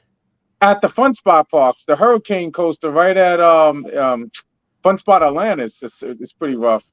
That one hurts. And there's one more. How about OG Wildcat at Hershey, like before RMC? That wasn't too bad. That was really bad, rough, but I wouldn't say it was like the roughest. Yeah, it was definitely rough. Viper was rough. Which Viper? That's Great the Adventure our Viper. Oh, okay. I was gonna say that thing better broke not be your talking neck. about Magic Mountain's Viper. I will defend that. No, ride. our Viper. No, Magic Mountain's Viper's great. Our Viper at Great Adventure That was destroyed. so. Yeah. You got on the time? On our Viper, no, I was never tall enough. Okay, yeah, Viper is just. Would be so. This is something I agree with for any coaster. If lap bars were reprogrammed so that once it touches your lap or once it's locked, it doesn't move. I think that is probably the most annoying thing about riding a coaster is when you have it, because obviously no one likes being stuffed in there, but you also don't want it super loose to the point where it's unsafe, but just enough wiggle room so you're comfortable. I hate a ride like the mock coasters, especially. Those restraints come down so tight throughout the ride to the point where your thighs are killing you. I definitely think restraints should be locked in a certain position because honestly, I think it can be sometimes more dangerous and more painful for a restraint to be way too tight on you than for it to be way too loose on you, personally. That's Yeah, why you got. I really like gravity group coasters because Yeah, the they lock in Timberliners, place.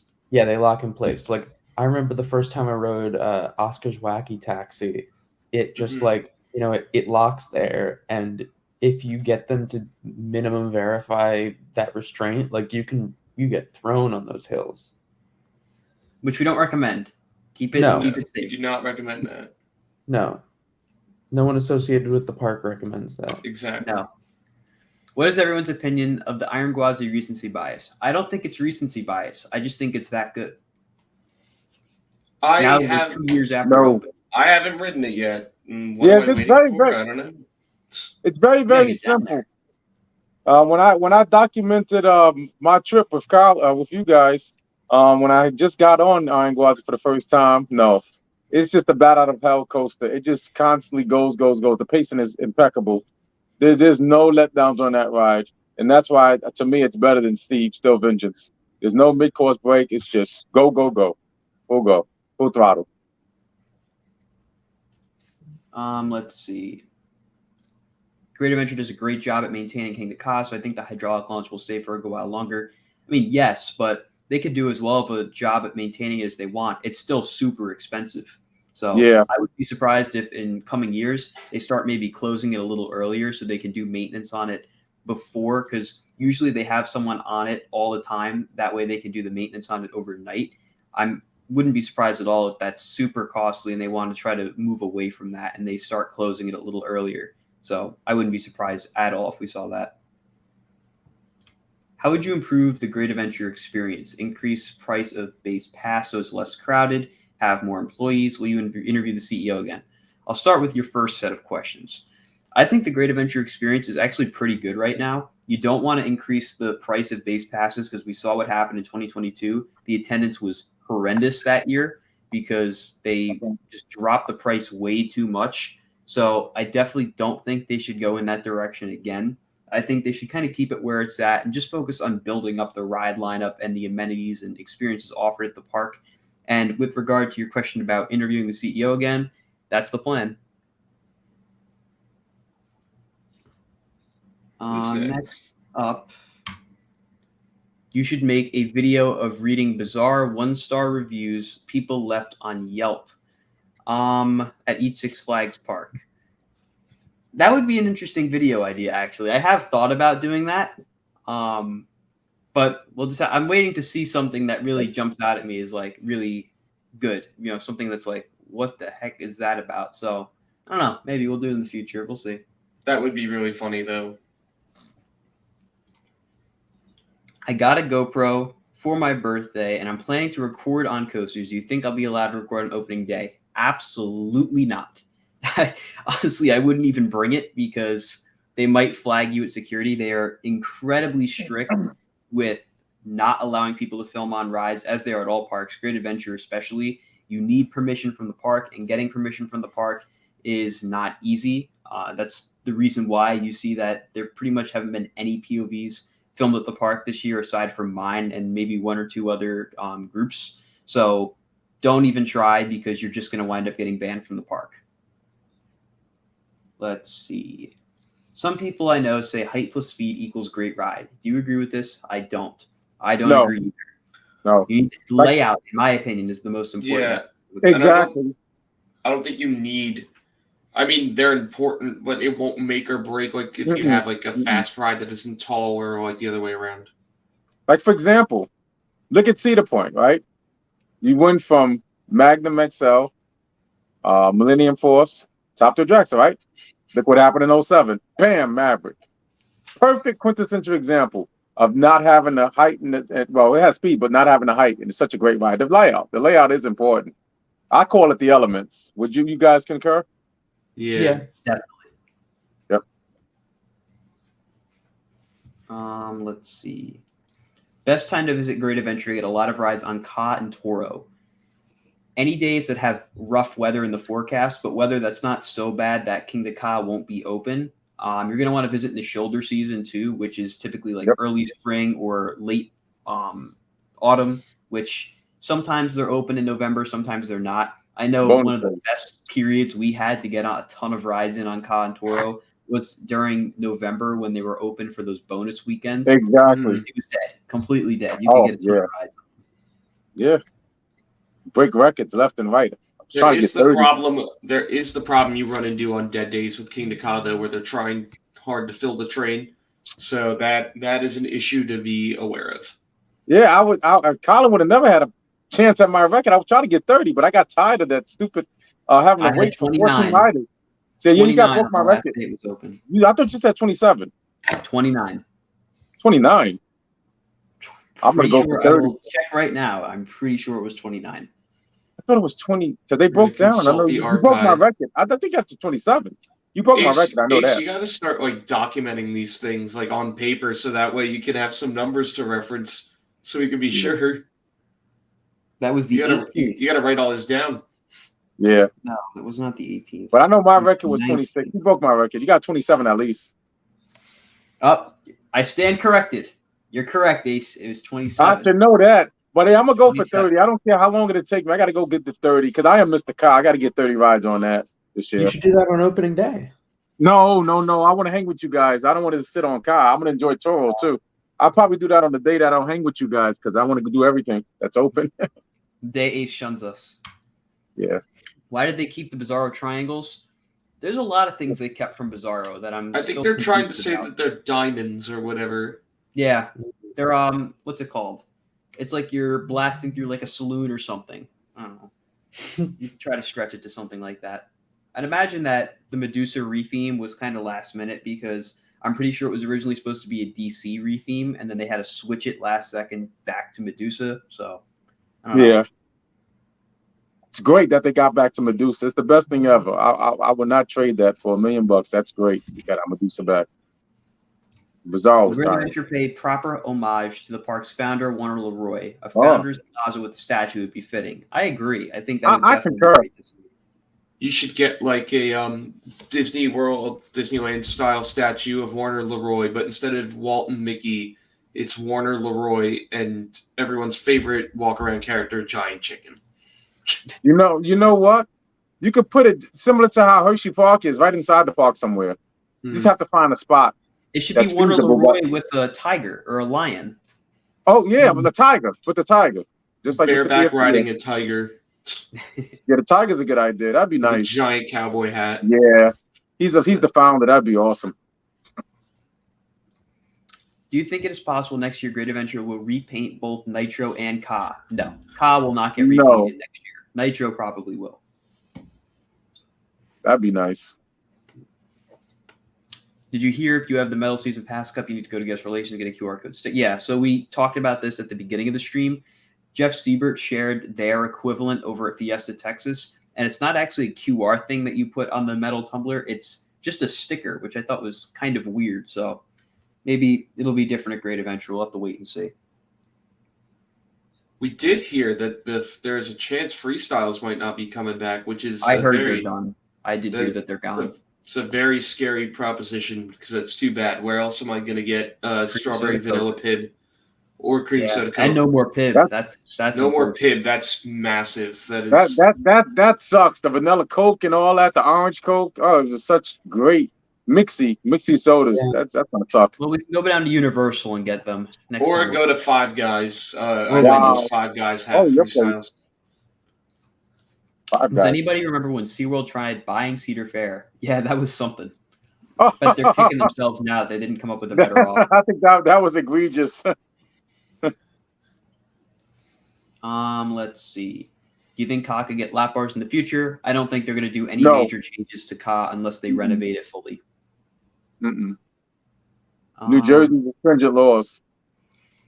By 2030, all Larson loops will be gone for every Six Flags park that has one. I wouldn't be surprised. They're slowly getting rid of them, and I'm pretty sure they got rid of at least half of them, I think. So, well, whose is gone? New England's is gone. Ours is gone. And then Mardi Gras Hangover, Great America is closing. I want to know if Fiesta Texas still has it. At Great America, is it also Mardi Gras Hangover there? That's Mardi Gras Hangover at Great America. Yeah. Okay, I forget what America's was called. America's is Bourbon Street Fireball. That's right. Remember when they tried to market it as a coaster? Come on, guys. Yeah, that was cheap. It's worse than Freefall being marketed as a coaster in the 2000s. Come on now. Yeah. If the merger goes through, is it possible Cedar Fair renames their Schlitterbahn water parks to Hurricane Harbor? I don't think they're going to change the branding of anything because Schlitterbahn is pretty recognizable in those regions. There's no reason to change it if it's not causing issues. Should Great Adventure improve the Drop of Doom queue? I've always thought that what they should do is expand Golden Kingdom that way and add like a section of flat rides or even a new coaster there and move Zumanjaro's queue line or the entrance to Zumanjaro back to where that split off is. I think that'd be a much better use of that space. What do you think will be the age requirement to check into a room at Savannah Sunset? That's a good question, actually, because on the reservation page, you have to be, well, you're considered an adult if you're 21 because of drinks, and kids are considered 21 and younger. So I wonder if you're 18, if you can book a room for yourself. I'm not 100% sure how that would work. I mean, the standard is 18, but with the alcohol component, though, it might be 21. But we'll Maybe. see. That would make sense. It might just be a restriction, like on they won't serve you alcohol if you're below 21, of course, but they might just looking at some of those pictures, it looked like they would like have wine for you in your room if you book that specific room. Yeah. What made you become a coaster enthusiast? For me, it was kind of like a gradual buildup of things. I was always interested in the Roller Coaster Tycoon games as a kid. And as I've said in the past, I've been visiting Great Adventure. I've had a season pass for Great Adventure since 2008 when I was 2. So I've grown up with the park. I've grown up riding coasters. I think really when I started riding like Rolling Thunder and El Toro, that's when I really got interested in it. And I know around like 2015, 2016, that's when I was getting interested in like traveling to other parks. But even before that, I'd always been watching coaster YouTube channels, looking at what the other parks had. I was always very interested in it. And I'd say like 2017 is when I really went like all in on it. And of course, the YouTube really picked up around 2021. That's when I went all in on YouTube. And that's where we're at now. Man, me personally, as I alluded to in the interview that I gave Colin a couple of years ago, it's family tradition. You know, Coney Island, by Playland, we did it every year. Everybody was raving about Great Adventure because those were the days back in the 90s, 2000s. And then, obviously, as I got older, I started going around the country because I always had a dream of going everywhere. When they used to have the stuff in the Screen Machine, in which they would talk about all the different coasts. They still have it at New England, by the way. They have all the different coasters all around the country. And then, obviously, 2015, I just went crazy and just started doing these road trips all around the country. And even to this day, that's, it's just so much. So much content, so much stuff going on, so many new coasters and experiences, and all you guys and friends I've met throughout the whole country. It's just great. Yeah, I mean, Colin's story is pretty much the same as mine, just like a few years earlier. Like, I've had a season pass since 2003, I want to say. Here's a fun little tidbit. I was looking for this in my phone. There is Vintage Tom on the Bugs Bunny Land train. Deep Screen Machine in the back there. So, I mean, I'm not sure how well that's coming across, but there you go. So I found that throwback there. But, like, I think what did it for me, or at least what opened the door, was seeing all of, like, the coaster POVs on YouTube and then, like, of Great Adventure, and then realizing, wait a minute, there's more than just Great Adventure. And so once I got the means to travel and do all those parks and, like, a group of people to do it with, I full-on, like, coaster enthusiasm. I'd say it was, like, 2015, 2016 is when, like, I myself bought in. Oh, and I've been a season pass holder since, because of Nitro 2001. I had to put that in there. 24 years. I've been a Great Adventure pass holder only since like 2017, actually 2018 maybe. But I've been going to Great Adventure since like 2014 or 2013. But I think what made me a coaster enthusiast was probably riding like Super Duper Looper when I was very young. I don't know, I just got really into coasters after that, and yeah. Do you think Jeffrey Sievert will get promoted to oversee multiple parks or overall company management instead of staying at Fiesta? Jeff has a really long history in the industry. He was at Paramount's Kings Island back in the day. I don't think that's really what he's interested in. I think he really likes being at the park level, running the park, being there every day. At least that's the vibe I've got from him from the conversation I had in 2020. And of course, seeing what he's done ever since then. I do think he definitely has it nailed down great with what he's done at Fiesta, Texas. And I'm sure they consult with him a lot for advice on the rest of the parks. But I don't know that that's really a role he would want. Again, I'm not Jeff. I don't know for sure. But I think he's better off specifically managing Fiesta, Texas, and doing the great job that he continues to do there. No. No. I'm skipping this one. No. Oh, no. No. Too great.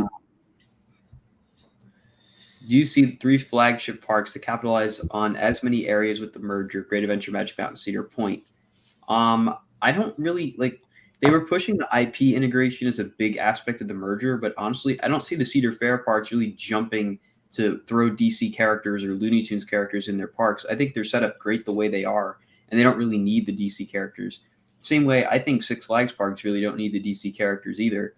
I think the Snoopy characters could probably help the parks out, the Six Flags parks, but honestly, I don't really see too many changes happening across the parks, at least not in the near future with the merger. And on that note, I think it's more beneficial for Six Flags to add in the Peanuts IP than it is for the Cedar Fair parks to add in the Looney Tunes IP.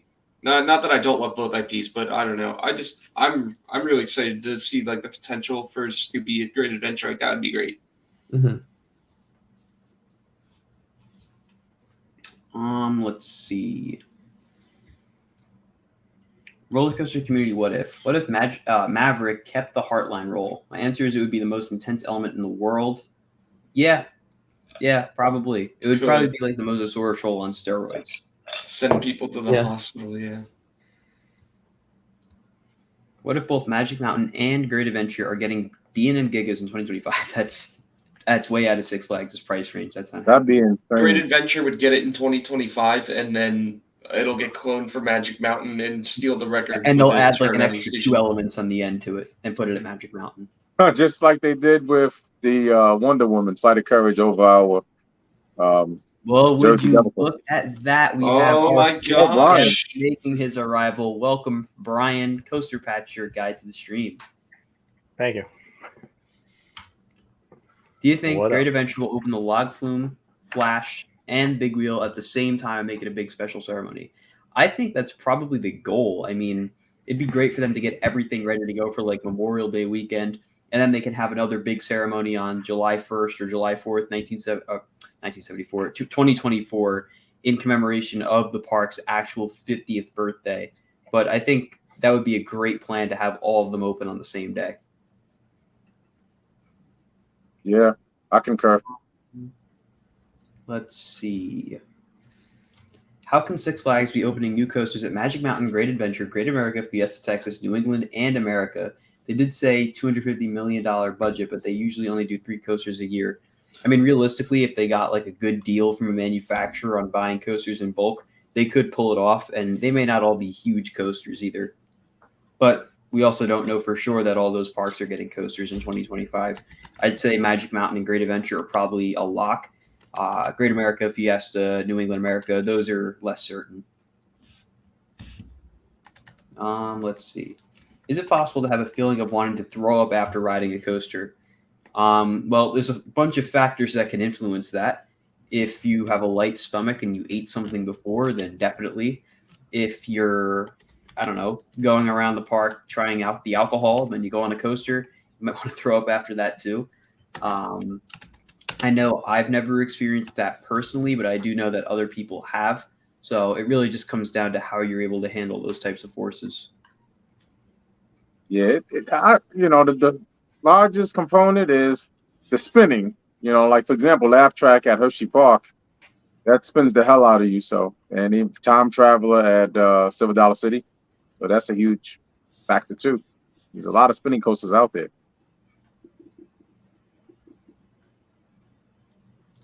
Iron Gwazi or El Toro?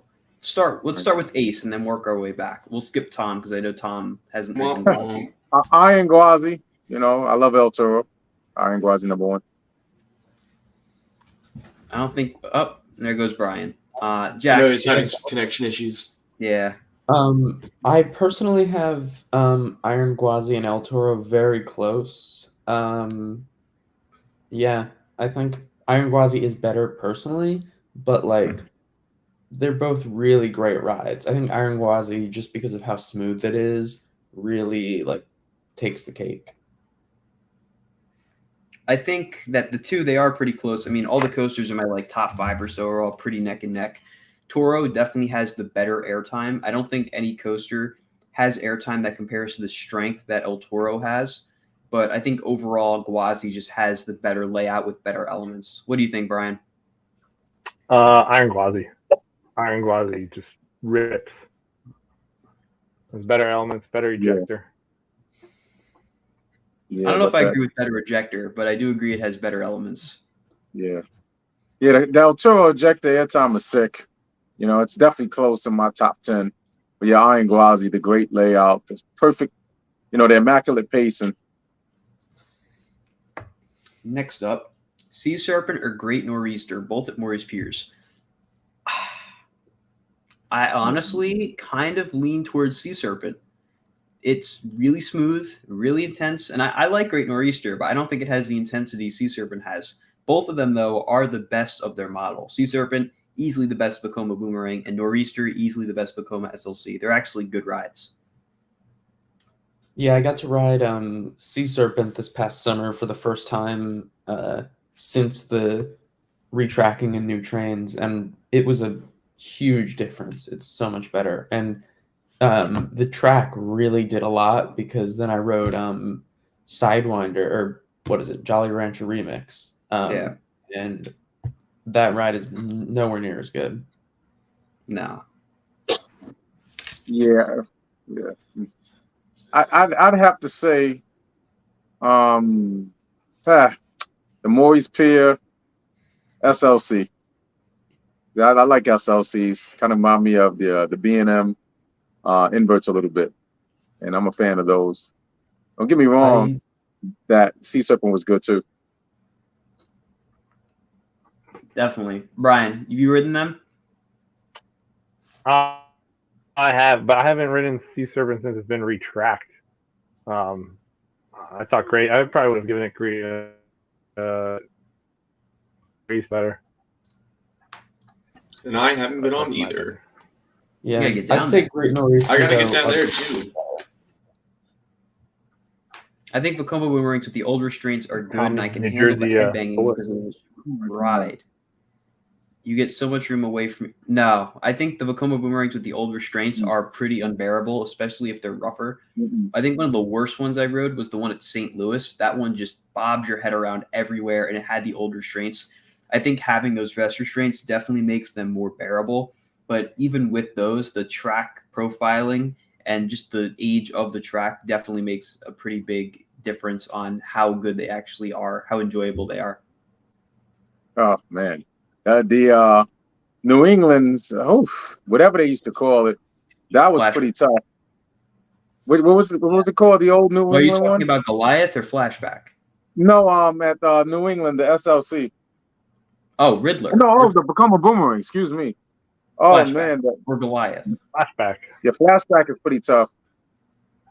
Yeah, and Goliath, they messed that up. When it was Deja Vu, it was much better. The trains just destroyed that right at New England. Yeah, the new restraints are much better. Yeah, the old restraints would kill us. Definitely.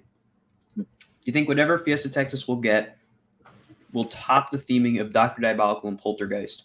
I think Jeff's main goal with the new additions at the parks is to make them a very immersive, highly themed experience. So I wouldn't be surprised at all if they're able to keep up the momentum they have with that theming. Let's see. Do any of you guys have aspirations of working / managing a theme park in any way or form? I mean, I would love to do that. I'm personally pursuing an engineering path, so that's not really something I'm going to wind up seeing in my future. But if I was given the opportunity, I'd love to be able to like plan the attractions out for parks and stuff like that. That's really what I'm into, and making little changes here and there. I'd love to be able to do that, but not sure if I'll see it happen in my time. Yeah, I mean, I don't think I'm gonna try and be managing a theme park, but I mostly work with like lighting design, which falls into the entertainment industry, and I do have some work at theme parks lined up for the future, near future, but I don't see myself managing it. I don't know if I'd want to be a full-on like park manager, like park president, but I wouldn't rule it out. For now, I like doing like one or two like specific aspects of a park. I would rather devote like time to one particular area versus like the whole show. Brian? I could aspirations of being a ride mechanic, but at my stage in the game here, it doesn't financially make sense to start new somewhere. So. Plus, if you're a park president, you kind of lose out on traveling to other parks and enjoying the life of being an ACE member and doing those events and everything. So. It's true. Ace? No, I like my it's being a visitor. You should be the president of ACE. You mean American Coast Enthusiasts? Yeah. Oh wow. You would be the That would be perfect something. Yeah. My name. president. Wow. The acronym of it, that'd be pretty interesting. What restaurant His name chain on- would you like to see enter Six Flags? Oh, I'd rather see them get away from chains. I think it's better when they go for a more unique thing.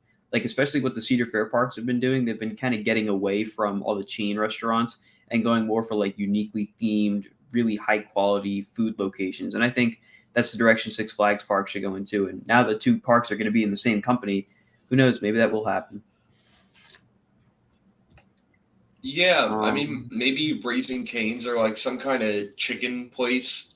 I mean, I know Hershey has Chick-fil-A and like a few other parks might, but like you have so many burger places too. Like I know Johnny Rockets is big. They're a Fat Burger now too. Like it'd be nice to see like a really good chicken place come up too. Red Lobster, just to have those biscuits. Some Red biscuits. Lobster cheddar biscuits. oh my God. The cheddar biscuits are like more addictive than anything. I can't say it on this stream. I'll tell you guys later. It's just so addictive. Such a nickname I got So you for can it. have a challenge. You eat 10 of them, go on the teacups. Oh my God. Brian, we answered this question earlier, but I'm going to direct it to you this time. How would you improve the Great Adventure experience?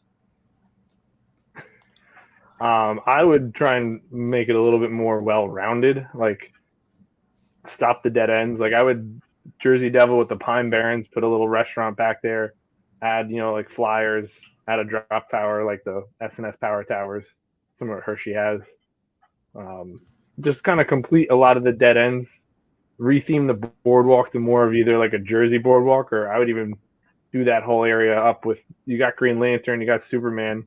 I'd almost retheme Superman to like a Mach 1 theme and make that whole like an aviation kind of area. You can have it to McGuire Air Base, kind of tie it to New Jersey a little bit. Just kind of complete more of the areas with having a nicer full sit-down restaurant, have a little bar area too. I think the park needs that.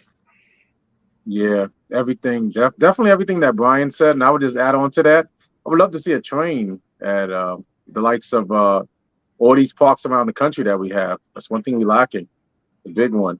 And if it was possible, I know it sounds extreme, add like a Disney gondola ride. If they had the money to do that, that'd be nice. Instead of replace the sky ride, at least to keep it going. I think I could see it happening. They'll do it with Savannah That'd be Sunset. sweet. You could link link Yeah, Cherokee oh, yeah. Harbor, Great Adventure, Mhm. and Savannah Yeah. Sunset. You link them all together. That'd be nice. Yeah, that'd be nice. Pretty cool. With the new merger. Tom? Like I said before, Toro should and will get fully refurbished in the distant future. It needs to happen. Like we said earlier with the whole 208 retrack on T Express, I would not be surprised at all if in the near future Great Adventure goes that route or they go for the Intamin route. I'd imagine the RMC route is cheaper, both short term and long term. Brian, you weren't on earlier. What do you think about T Express getting the 208 retrack? Do you think it means Toro might see that too? Well, Toro's it's going to need a proper retrack. But it's going to come down to money. If that really is a cheaper route and it's going to not have issues running, they're going to go that route. As much as the Intamin prefab, like when that thing, I got to ride it opening year. I know some of you guys haven't. That thing was like riding on glass. And you know what? If this 2.8 track does the same function, it's still just as smooth and it brings life back into it, I'm all for it then. Just as long as you don't tear the ride down. If it's 2.8, it keeps the ride there for years to come, then 2.8 it. Brian is absolutely accurate on Toro. I used to always compare to everybody in 2006, Toro being pretty much damn near a steel coaster, just like Nitro. I used to always compare it. He's right. It was glass smooth. Oh, that's what I used to tell people. I was like, no, it rides like a steel Absolutely. coaster. It rides like a Oh my steel God. coaster. I wish I could ride it 10 was times flat. back then. That line was always 2 hours long. It was almost impossible to get that at least more than one ride on it. You only get one ride a day. So long. It's great. So I just ended the poll in the chat about who's the best member of the channel. Ace, Sammy, Jack, and Tom were all in the running, and it looks like Ace has narrowly won. Ace got 34% of the vote. Sammy got 33%. Jack got 19%, and Tom got 12%. With Go ahead, keep 78 sleeping votes. on me. How many percent did Brian get? Brian got 1%. I feel like Sammy was bought shocked it. when I was shocked when I first won years ago. I didn't see that coming. That's pretty cool. You're quite the character. What can I say? Yeah, I'm glad my experience has been utilized in this chat today. Is it true that Rolling Thunder height requirement was 51 inches? No. Because No. if it was 51 inches, I never would have ridden it. I'm pretty sure it was 44 inches. What was it? I'm pretty sure it was 44. I can't remember. 44. Yeah, 44. It's pretty low. I don't know. Does anyone have an old ride sign? I'm sure we can ask someone with it. I believe it was 44 Yeah, I'm sure. inches. I really wish I knew someone with the old Rolling Thunder sign, and I can't think of anyone. Ask your dad. Colin, ask your dad. He'll I don't know. remember. I'm pretty If sure only it was some inquiring, you know. employee pretty sure was it was able to get. Next 44. question. If only there was some Yeah, employee next that question. got their hands on that. Any tips for becoming successful in the coaster YouTube space? I don't really know if I'm qualified to speak on this because I wouldn't really consider myself one of the bigger channels quite yet. We're getting there, but not quite. I think the most important aspect of being successful in the coaster YouTube space is finding your niche and sticking with it. I had tried a whole bunch of different approaches in the years I was doing it before it really got successful. But what I found to be my successful niche was covering Great Adventure as closely as I can. And obviously, it's definitely paid off. I think it's important to find what makes you different than everyone else, what you can bring to the table that no one else can. And just copying what other people do definitely will not work for you. You have to find what you do better than other people, stick with it, and eventually you will be successful. You just got to stick with it. Do you think the bricks will still be for sale after opening day? Yes. Cedar Creek Mine Ride or Runaway Mine Train? Runaway train. Definitely Runaway Train. Runaway train. What is the worst mid-tier and best Intamin? Best Intamin is El Toro. Mid-tier Intamin, I guess you could say like Fahrenheit. It's not like amazing, but it's like middle of the road. Worst Intamin, if I had ridden it, I'd probably say Green Lantern First Flight. Out of the ones I've ridden, there's not really a bad one I can think of, really. I guess Skull Mountain by default, or Wilderness Run at Cedar Point. That's easy. Best Intamin, obviously, I concur with Colin, El Toro. The worst, obviously, I've been saying I can't. I've been crying about it for the last couple years. The Green Lantern at Magic Mountain had a bad fate, and then a mid tier. Um, hmm, that's a hard one. Mid tier. Yeah, Skull Mountain. I need to make a correction. Best Intimate is Velocicoaster, not El Toro. I forgot Velocicoaster was Intimate. I concur with you. Right about that. That is my. I got it. Yeah, number 4. That's 4 on my list. So I have to say Velocicoaster 2. Yeah, Brian, El Toro what number about 7. Jesus. Oh, Velocicoaster for best intimate. Yeah, Velocicoaster is mid tier. Top tier. Probably. I don't know. I really can't think. All of the instruments are good. I really don't have, because even like I rode Green Lantern out there in Magic Mountain, and that thing wasn't as bad as. At least I had a good ride on it. I don't know. It wasn't as terrible. I'd probably just say that is my mid tier because I don't have a worst. I don't think any intimate is bad. I've never gotten off an intimate and we're like, It's always actually had a smile. Like Superman at Magic Mountain. Actually, now that I think about it, it didn't really like do anything special to me.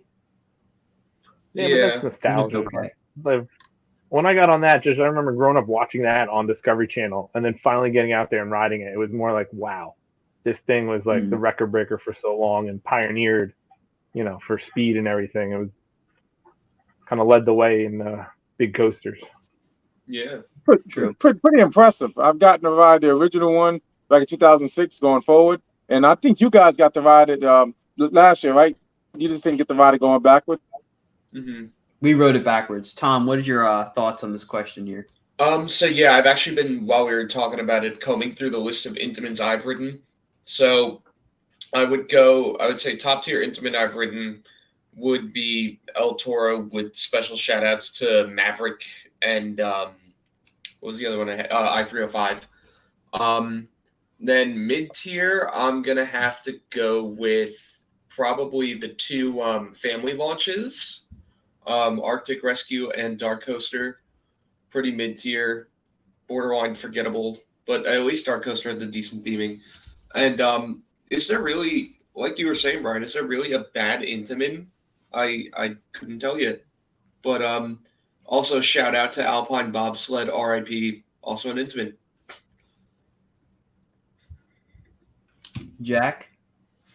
I mean, my favorite Intamin is Velocicoaster. I'll give 2 for each. Velocicoaster and I-305 are like my top tier Intamins.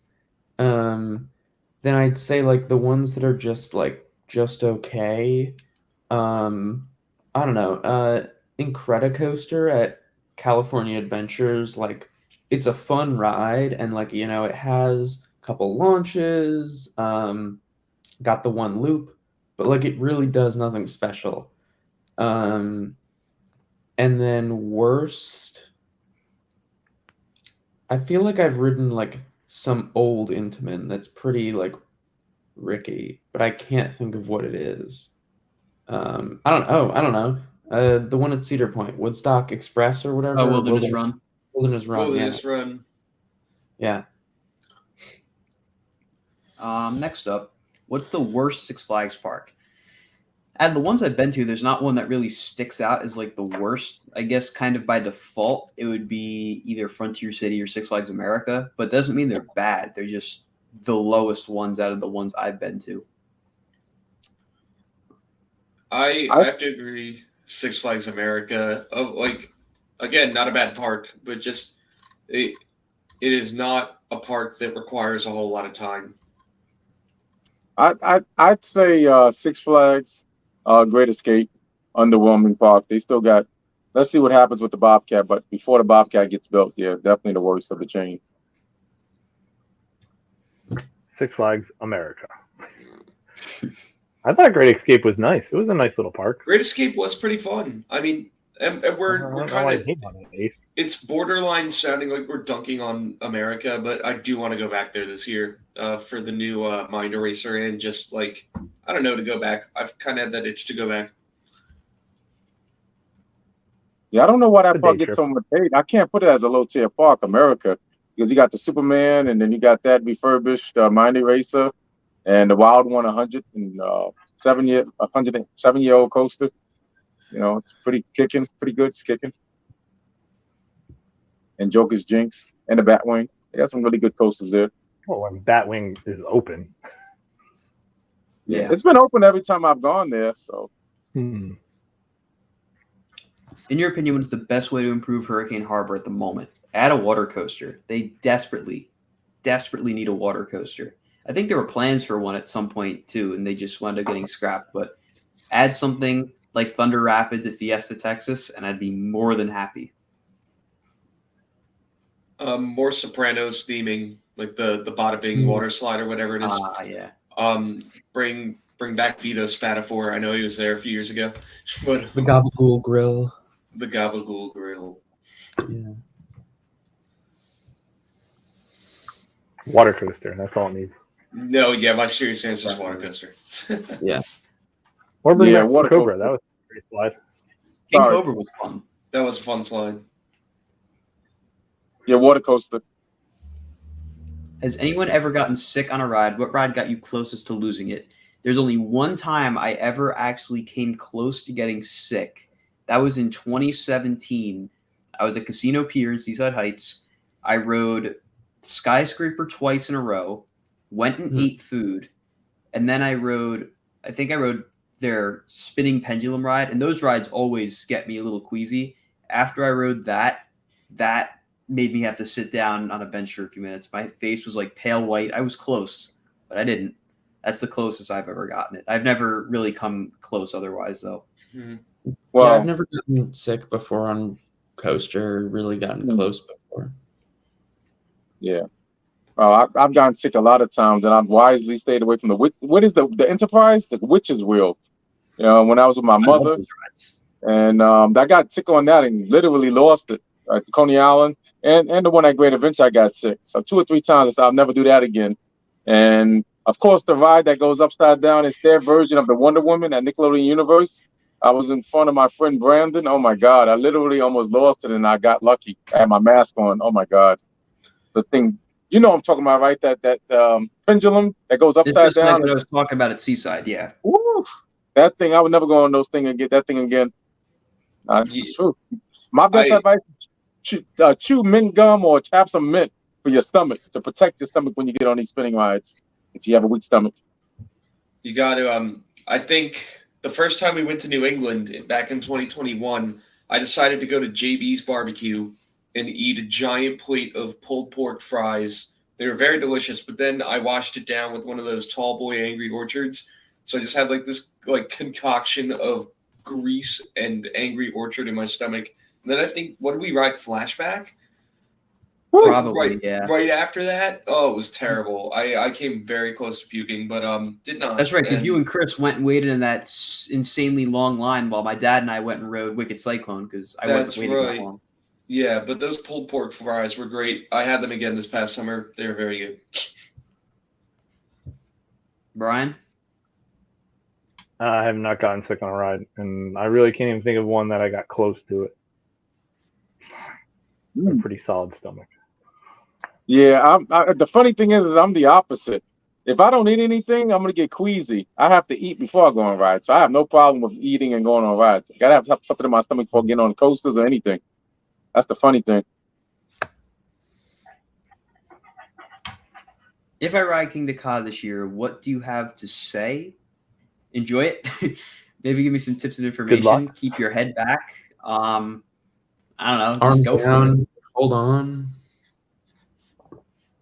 Front row. Don't put your hand out to the side like this. Yeah. They won't be very happy. Yeah, as long as you do it after launch. Well, And get there early so you can get car and boost mode. what is the best 2023 edition? In my opinion, Wildcats Revenge. Oh, Yeah, absolutely. it's tough to beat that. And that happens to be my number 3.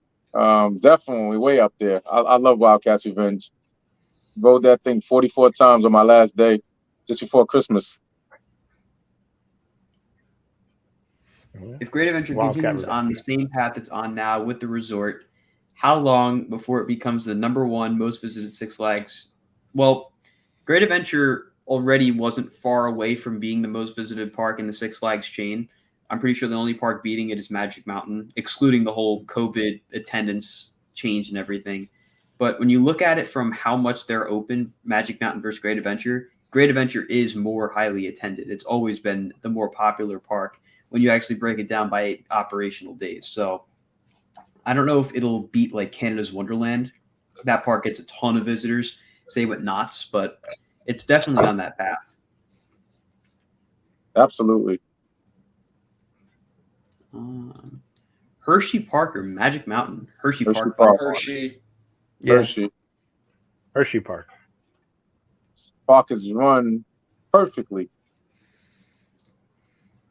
You think Green Lantern gets so much hate because it's popular to do so? I get it's uncomfortable even for me, but there's so much worse coasters. I think people tend to just bandwagon on the hate for Green Lantern.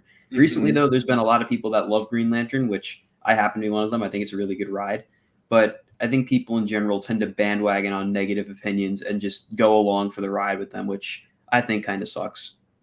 Though there are some people who legitimately don't like the ride, and I fully respect that. And I'm pretty sure, Brian, aren't you one of them?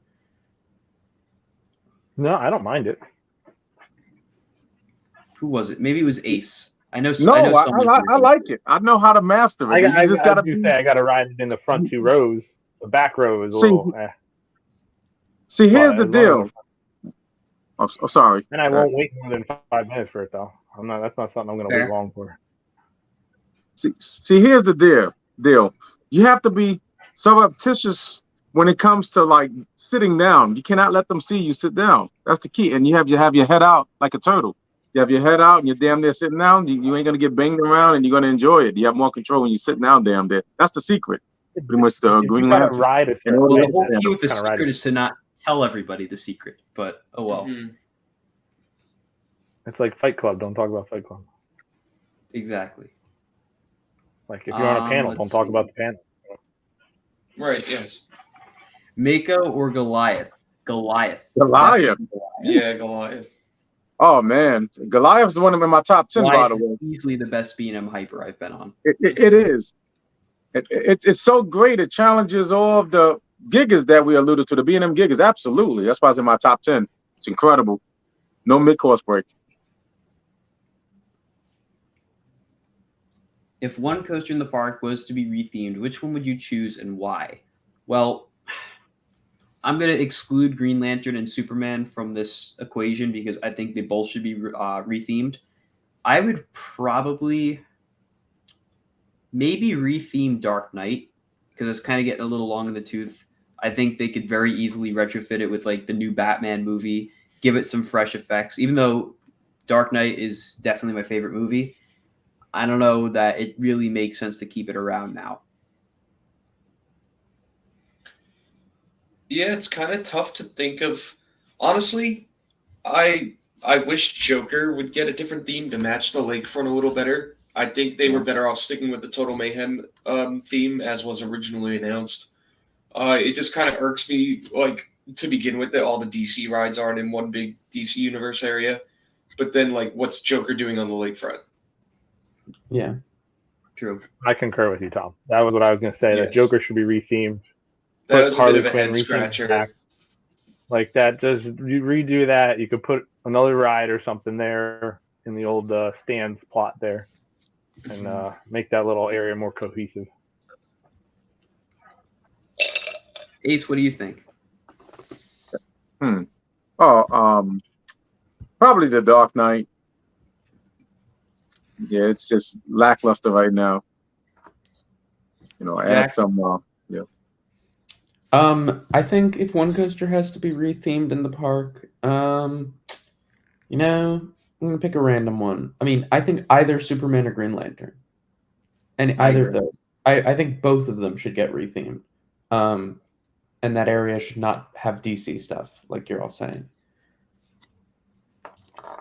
I think Great Adventure needs to enclose their Scrambler ride and add music. So basically, you wanted them to turn into Centrifuge at Seaside, which I don't entirely disagree with. I think what they should do is do something similar to what New England did with Cyborg Hyperdrive. Put a ride like that inside the Chiller Observatorium when they eventually maybe decide to not do the VIP lounge in there anymore. Add like an indoor queue around it, make like another little mini plaza in front of it, add another DC themed ride in the DC area, which I definitely think they need to focus on putting DC themed rides exclusively in that area of the park. But I wouldn't entirely disagree. Next up, do you think Scream Machine would have lasted longer if it got Vekoma trains? I don't think it would have made a difference. I think they were pretty dead set on getting rid of it when they did, which is a shame because having ridden Viper at Magic Mountain, that ride is really, really good and definitely, in my opinion, better than Green Lantern. And I like Green Lantern a lot, but I would take Viper over Green Lantern personally. Yeah, I wish they never got rid of the Scream Machine. I'm so remiss that they got rid of it in 11 years. What a short lifespan. And seeing how Viper has been great since they opened in 1990, it's incredible. It's a great arrow. I gotta jump in real quick. At 10:36, I'm putting a line in the chat, which will be the indicator of no more questions being accepted. So send them in really fast. Actually, I'll give you guys till 10:37 because I know there's a bit of a delay with the stream. After that, we will not be taking any more questions. I don't think that would have made a difference with the trains because they had low, like no one rode the ride the last like 2 years. Even if you put new trains on it, you still wouldn't have people ride it because they still know, oh, it's Scream Machine. Just because it had that reputation. It had a reputation of a headbanger and not a comfortable ride. It was fantastic, but that, you know. Which is better at Six Flags, Johnny Rockets or Fatburger? In 2022, I'd say Fatburger by far, but in 2023, they're pretty much even, and I imagine that'll probably continue to 2024. I don't know what they did, but Fatburger just wasn't the same. It was kind of hit or miss in 2023. I do like the Fatburger brand a little better than Johnny Rockets. I think it's a little more unique and stands out a little more. Yeah. I will say, though, at least like at Johnny Rockets, double burgers were on the meal plan for a time. They kind of went in and out of being on there, but that was always nice. Brian, Smash Your Path Roller Coaster Edition sounds like a new series you should start or something. I'm not the one with the YouTube channel. You could be. You. And I don't have time for that. I have a life. All right. You have all the downtime. You got some time before March, so sounds like something you can whip up real quick. Yeah, sure. This is the best coaster, great adventure. If Toro, Cod, Nitro, and Jersey Devil weren't there, Flash. Yeah, I guess so. Well, Flash isn't open yet, so I'd probably say like Batman. I'd say either Batman, Lantern, and Medusa. I'd say Medusa. I go Batman. Batman's good. Yeah, Batman. Next up, has anyone ridden Rolling Thunder backwards? No. I know my dad has. No. I have not. I rode Batman backwards. That was pretty good. Yeah, they stopped. Fun. Yeah. Yeah, they stopped the Rolling Thunder backwards probably in the 80s or early 90s. I think was 84 the only year it happened? I never had a chance. My first visit there was 1988, August of 1988, so I never had a chance. I definitely think, though, they should bring back that gimmick of running coasters backwards. I really wish they would bring it back on Batman because I'm very upset I never got to experience that. It was very bizarre going up that lift hill backwards and just getting a great look at Nitro. I can imagine. Yeah, and it made it was very it was a fun ride. Yeah, I remember liking it more backwards. Yeah, because I remember like the one day I went there and it was like I rode 7 times in a row because there's nobody there, and I think it was like it would be technically row 2, but you're backwards. But if you were on the left side, you got this weird kind of floater sensation when you came off the lift. Like it was definitely a cool experience. What's the best way to improve the VIP lounge? Honestly, I might get some flack for this. I'm not a huge fan of the whole VIP lounge approach. I think they're better off spending the money that they're spending on VIP lounges into just making the restaurants better and improving them, making them maybe full service type restaurants. I'd rather see more options for everybody as opposed to limiting them pretty much behind a paywall. I just don't think that's really the best approach. Again, everyone may not be in agreement with me on that, but I'm not a huge fan of the whole VIP lounge approach. I think Yeah. they're okay, but of the ones I've experienced, New England's was actually really good. So they have like kind of like Great Adventure. They have a menu, you can get stuff. No, it's not on the meal plan. I didn't try any of that food. But at New England, they did have freestyles in their lounge. They also had giant coolers full of like cucumber water, lemon water, all this other stuff. So like there's some interesting options. And then they had like packaged brownies and cookies that you could take one or whatever, like that kind of thing. I think they had that. I can't remember. But like stuff like that. And then of course Magic Mountain with the massage chairs. That was pretty huge. Yeah, Great Adventure only has like you get a bag of chips and a Dasani water, I think. And you get Hollywood and Studios popcorn. on the Xbox. That too. I love the Oh, Xbox. yeah. The Xbox. The Xbox. I think they should put the freestyles at Great Adventure in the VIP lounges. Yeah, Now that they're I probably think- not going to be in Yum Yum anymore. I think Great your dad idea. put that in the chat. What? Your dad put that in the chat that they should. Oh, do dang, the- I must have Yeah, missed it. it's a good idea. New England does that. They have Yeah. them in there. Like they physically have the machines, they'd get used and abused a lot less if they were in the VIP lounge. Far less maintenance on them. Yeah. because I know it just takes so much for them. Not that it takes so much, but they aren't meant for mass use like that. And having to refill them, they're not the largest quantity. Like they have to be filled multiple times a day. Right. Next up, what are all of your thoughts on Keansburg Amusement Park in New Jersey? So I think out of everyone here, Brian and I probably have the most history associated with this park. I grew up with this park just like I did with Great Adventure. I've been going there since I think I was 3. Sea Serpent there was one of my first coasters, and I always remember seeing Wildcat, which was the Schwarzkopf Wildcat they had. And I always thought it was like some big wooden coaster because, of course, I was little. I had no idea. I was always like excited to get on it. And, of course, the year I was tall enough for it, Hurricane Sandy destroyed it. So that sucked. But then they replaced it with Looping Star. And when I rode it, I thought it was going to be good, and it wasn't. Keansburg as a whole, though, is a really odd park because, I mean, there's no other way to put it. It is not the nicest looking park. It is definitely carnival-like with a lot of rides kind of just thrown around. But it has like a charm to it that I can't really explain. I'd imagine if any of you guys went there, you'd probably be like, wow, this place looks like crap, which, to be fair, it's not the greatest looking park. There's not much landscaping at all, but it has a charm to it that kind of brings you back to like old school New Jersey boardwalks, what they were like, way back in the day.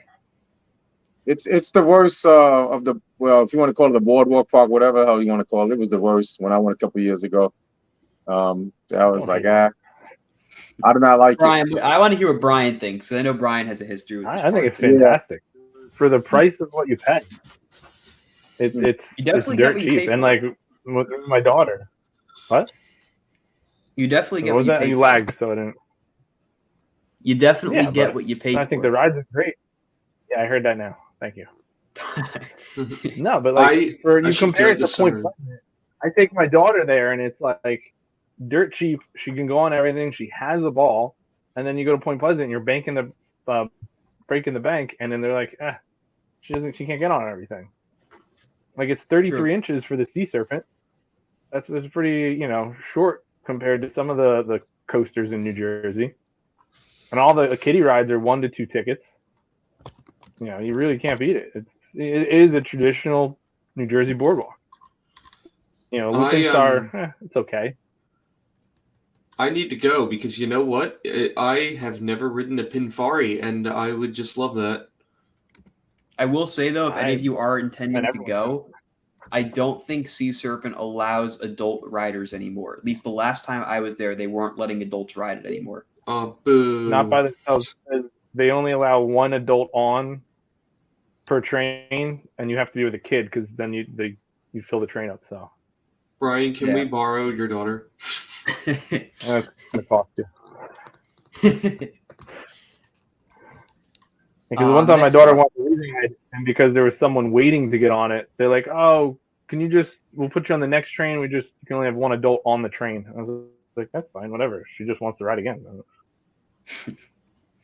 At Great Adventure, would you replace Superman with an Intamin multi-launch?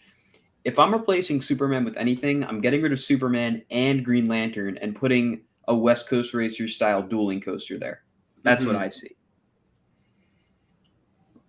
That would be the move. I would replace, just take Superman out and then redo the front gate and make a wing coaster. That's true. But then you're going to come a little too close to Flash over there. Well, yeah, I wouldn't go into the Flash area. You can make the turnaround right there. Because Flash isn't going to be that far back because it's more further into the park. It is closer to the park, yeah. You're right. Yeah. So you could have the turnaround loop just behind Flash, have the stuff over there and have the rest of it all. You don't need some big 200-foot one, just a decent sized one there. Definitely. Thoughts on Hurricane Harbor, New Jersey getting a trapdoor water slide in the future? I think because they get very sparse additions at Hurricane Harbor, New Jersey. I think the next edition desperately needs to be a water coaster that can wait. I think that trapdoor slide gimmick is kind of over now. That was big in the 2010s, and they're not really being built as frequently anymore. So I think they should just go with the water coaster. Well, the maintenance on the door, like that's one more extra part, and then if like an airline or whatever goes on it, then you have to close the ride down to fix it. Like just build a slide where you just go in, just turn the water on, and you go. So literally that before another trapdoor. Best edition for Great America for their 50th. Definitely a coaster.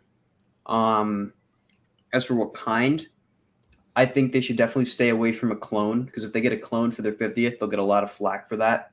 I think a tilt coaster would be really cool at that park.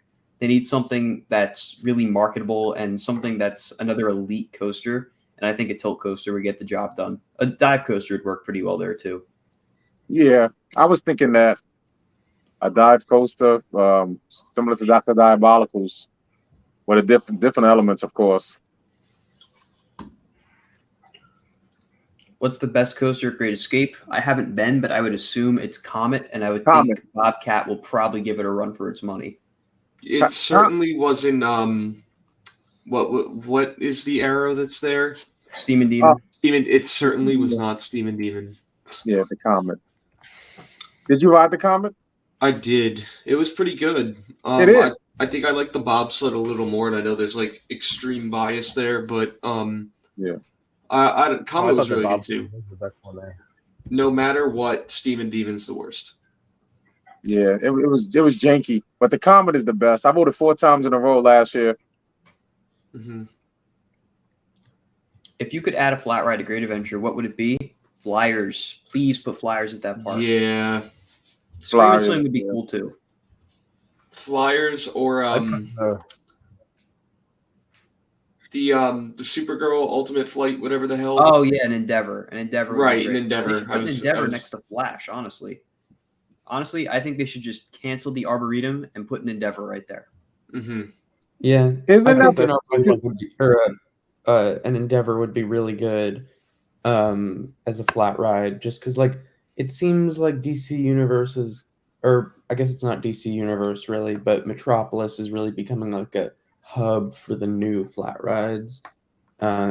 So I could see an Endeavor over there. I mean, it would be neat to do like, I don't know, let's just say they ever got rid of Dark Knight and they replaced it with like 2 more flat rides over there or something. I don't know. I could see that happening. Isn't that Endeavor at New England, the modern day witch's wheel, like Enterprise?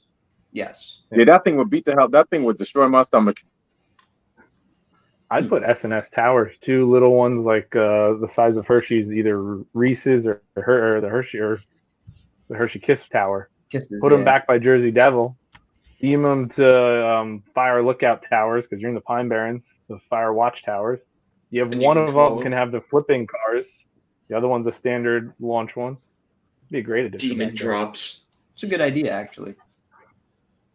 Like you get the theming there, and you have one of the new spinning cars on it that they offer. Should Great Adventure move Tango over by the Buccaneer? I mean, I don't really see a reason why they need to, unless they were to redevelop that whole area in Plaza del Carnaval, which they're not because they already have the bathrooms right there. But it would fit nice next to Buccaneer in that empty space between like the Clock and Buccaneer where there's just kind of nothing. That'd be a nice thing to plop down there. Former home of the Condor. Yep. Let's see. Assuming merger approved, what kind of park do you envision Great Adventure to be in 2030? Do you still see yourself having the energy to cover it? I'm going to focus more on the second half of that question. I think that's a more interesting topic. 2030, let's see. I will have graduated college. I'll probably have a full-time job at that point. I don't know. I mean, I'd like to keep this going through college. We'll see what happens. I don't know. Maybe. I mean, I'm sure I'll definitely be interested in the park still. I don't even know if I'll still be living in Jersey by then. We'll have to wait and see. Maybe you'll switch your focus to I don't know, Lost Island and wherever that. Iowa, yeah. Iowa, yeah. Can Six Flags make rides based on DC movies, or was The Dark Knight an outlier? I'm pretty sure if they get permission from Warner Brothers, they can.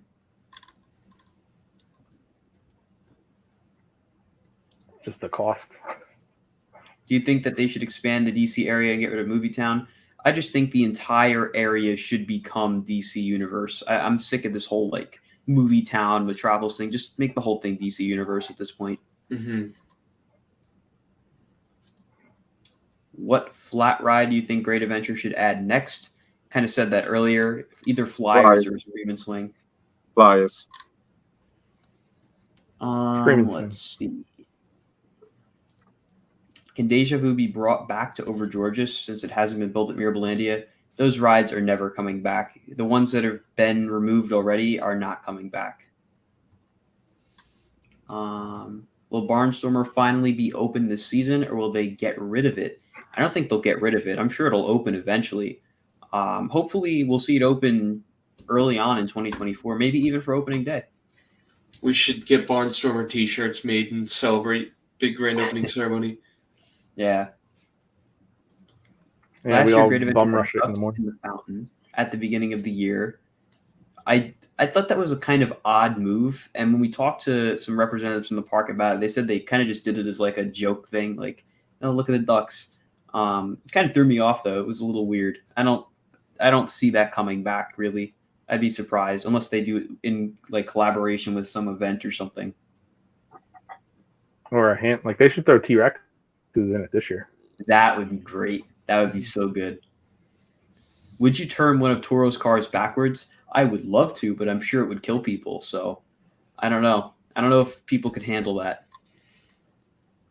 I don't know if it can. Yeah. I think that's like Sammy knows inside scoop on those trains, so he would have to Right. comment on that. One time I rode in the back row and like turned around the entire ride just for fun. Probably wasn't good for my neck, but it seemed pretty fun. It all depends on what row you're in too, because if you're on the wheels, the wheel rows, you're gonna get blasted. So I advise people to go on the non-wheel rows. You're gonna go backwards on Turo, especially row number 17 Yeah. or 2, 5, 8, 11, 14, whatever. Was your favorite RMC? That would be Iron Gwazi. Iron Gwazi. Yeah, Iron. Looks like that's unanimous. Well, Tom, Wildcat. there you go. Oh, Hey, wow, that's great. Wildcat's close, number though. 2. I'll give you Wildcat is very close though. Yeah.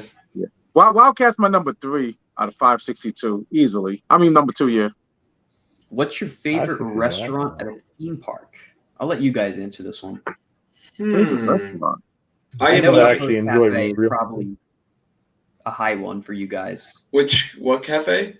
Outpost Cafe at King's Dominion. Oh, that's a great one. Mm. Yeah. What was the one barbecue joint at Knott's that was really good?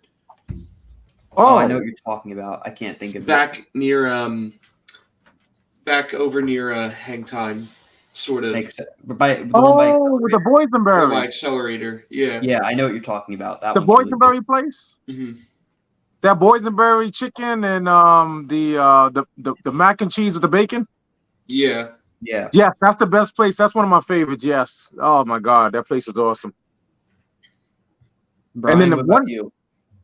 Oh, go ahead, Brian. The chocolatier in Hershey. Oh, Yeah, it's a good one. just ate that the other day. That's gotta My exit the park or go through the park. Stop there. Ace? My favorite place, I don't know if you guys know about it. It's brand new because you know they don't give Mexican food anymore in New England. That would be the gyro place. That used to be the hot dog place when you're going towards the Riddler Mind Bender. They have gyros now, chicken, and they have beef gyros. It's really good. At New England? Yeah, they got gyros now. That took care of my my loss of the macho nacho because it's no longer the dining plan. But the gyro place is great. Oh, it's awesome. I'm sure you'll probably like it, Tom. Mm. You like gyros? They're pretty good. What about you, Jack? My favorite restaurant in a theme park is probably the what's it called? It's like the Mexico restaurant at Epcot. It's very I know good. what you're talking about. Not Pizza Rizzo. No, not Pizza Rizzo. No. Yeah, no, I have changed my that. answer. Pizza. That's my new answer. Pizza Rizzo. It's the Yeah, San no, my Angelo favorite Inn. is actually the Pizza Planet at Disneyland. And now the final question of the stream. Do you think where the Zumanjaro No entrance way. is, they should expand back and remake Ballin's Jungle Land? It's not a bad idea. I think Ballin's Jungle Land needs to return in some form. And as you guys will see very soon I might as well plug it now because I've had the logo up for a while now. I am starting a brand new series called Great Adventure Theories. The first episode will probably release at some point this week or next week. And this is actually pretty similar to one of the theories suggested. I think it was Brian's theory now that I'm thinking about it. Basically to expand the Golden Kingdom, make like a temple-like bar, if I remember correctly, stuff like that. I think that I had a temple bar, yeah. Yeah, remove Splashwater Oasis. They should push back the whole Zumanjaro entrance thing to where that queue house starts and add either a coaster in there, or flat rides, something like that. Bring back the theming of Ballin's Jungle Land. I think that would be great. But with that being said, that is all the questions we have time for tonight. This was quite the long stream. Main reason I did it is because I think some of us are off for President's Day tomorrow. So happy President's Day weekend. I hope you all enjoyed this stream. We had a lot of great topics, great discussions. Thank you, Brian, for coming in a little late, but you still made it. Yeah. Thanks for having me. If you guys enjoyed the stream, be sure to like the video. That way it gets shared out on the replay to more people. Now I'm going to have you guys plug your social medias one last time, starting with Jack, going to Tom, Brian, then Ace. Jack. Yes. Theme Park Picks 55. I finally made my first post in like a year the other day when we went to the Iron Menace construction tour. So hopefully I post more than once this year. You can find me on the IG at Tom's Tracks 99. Your boy's got Adobe product access now, so look for some better looking stuff. Ryan? Coaster Path guy. I don't really do too much on there, but maybe who knows this year. There'll be a couple things. But honestly, go follow patches. Ryan. What patches is it? Oh, you got that. Yeah. They're just miscellaneous for when jerseys come in. Do you have a countdown to that jersey yet? No, I don't even. I know I'm supposed to have it by March 6th. Ace? Oh, okay. I don't be on the internet too much, but you can catch me on Facebook, Ace Ka. Guys, I hope you all enjoyed the stream. If you did, be sure to subscribe to Hollywood Studios. And And there could be a really exciting video coming out tomorrow for Great Adventure. So stay tuned for that. You're not going to want to miss it. With that being said, I hope you all have a great night, and I'll see you all in the next video. Bye, guys.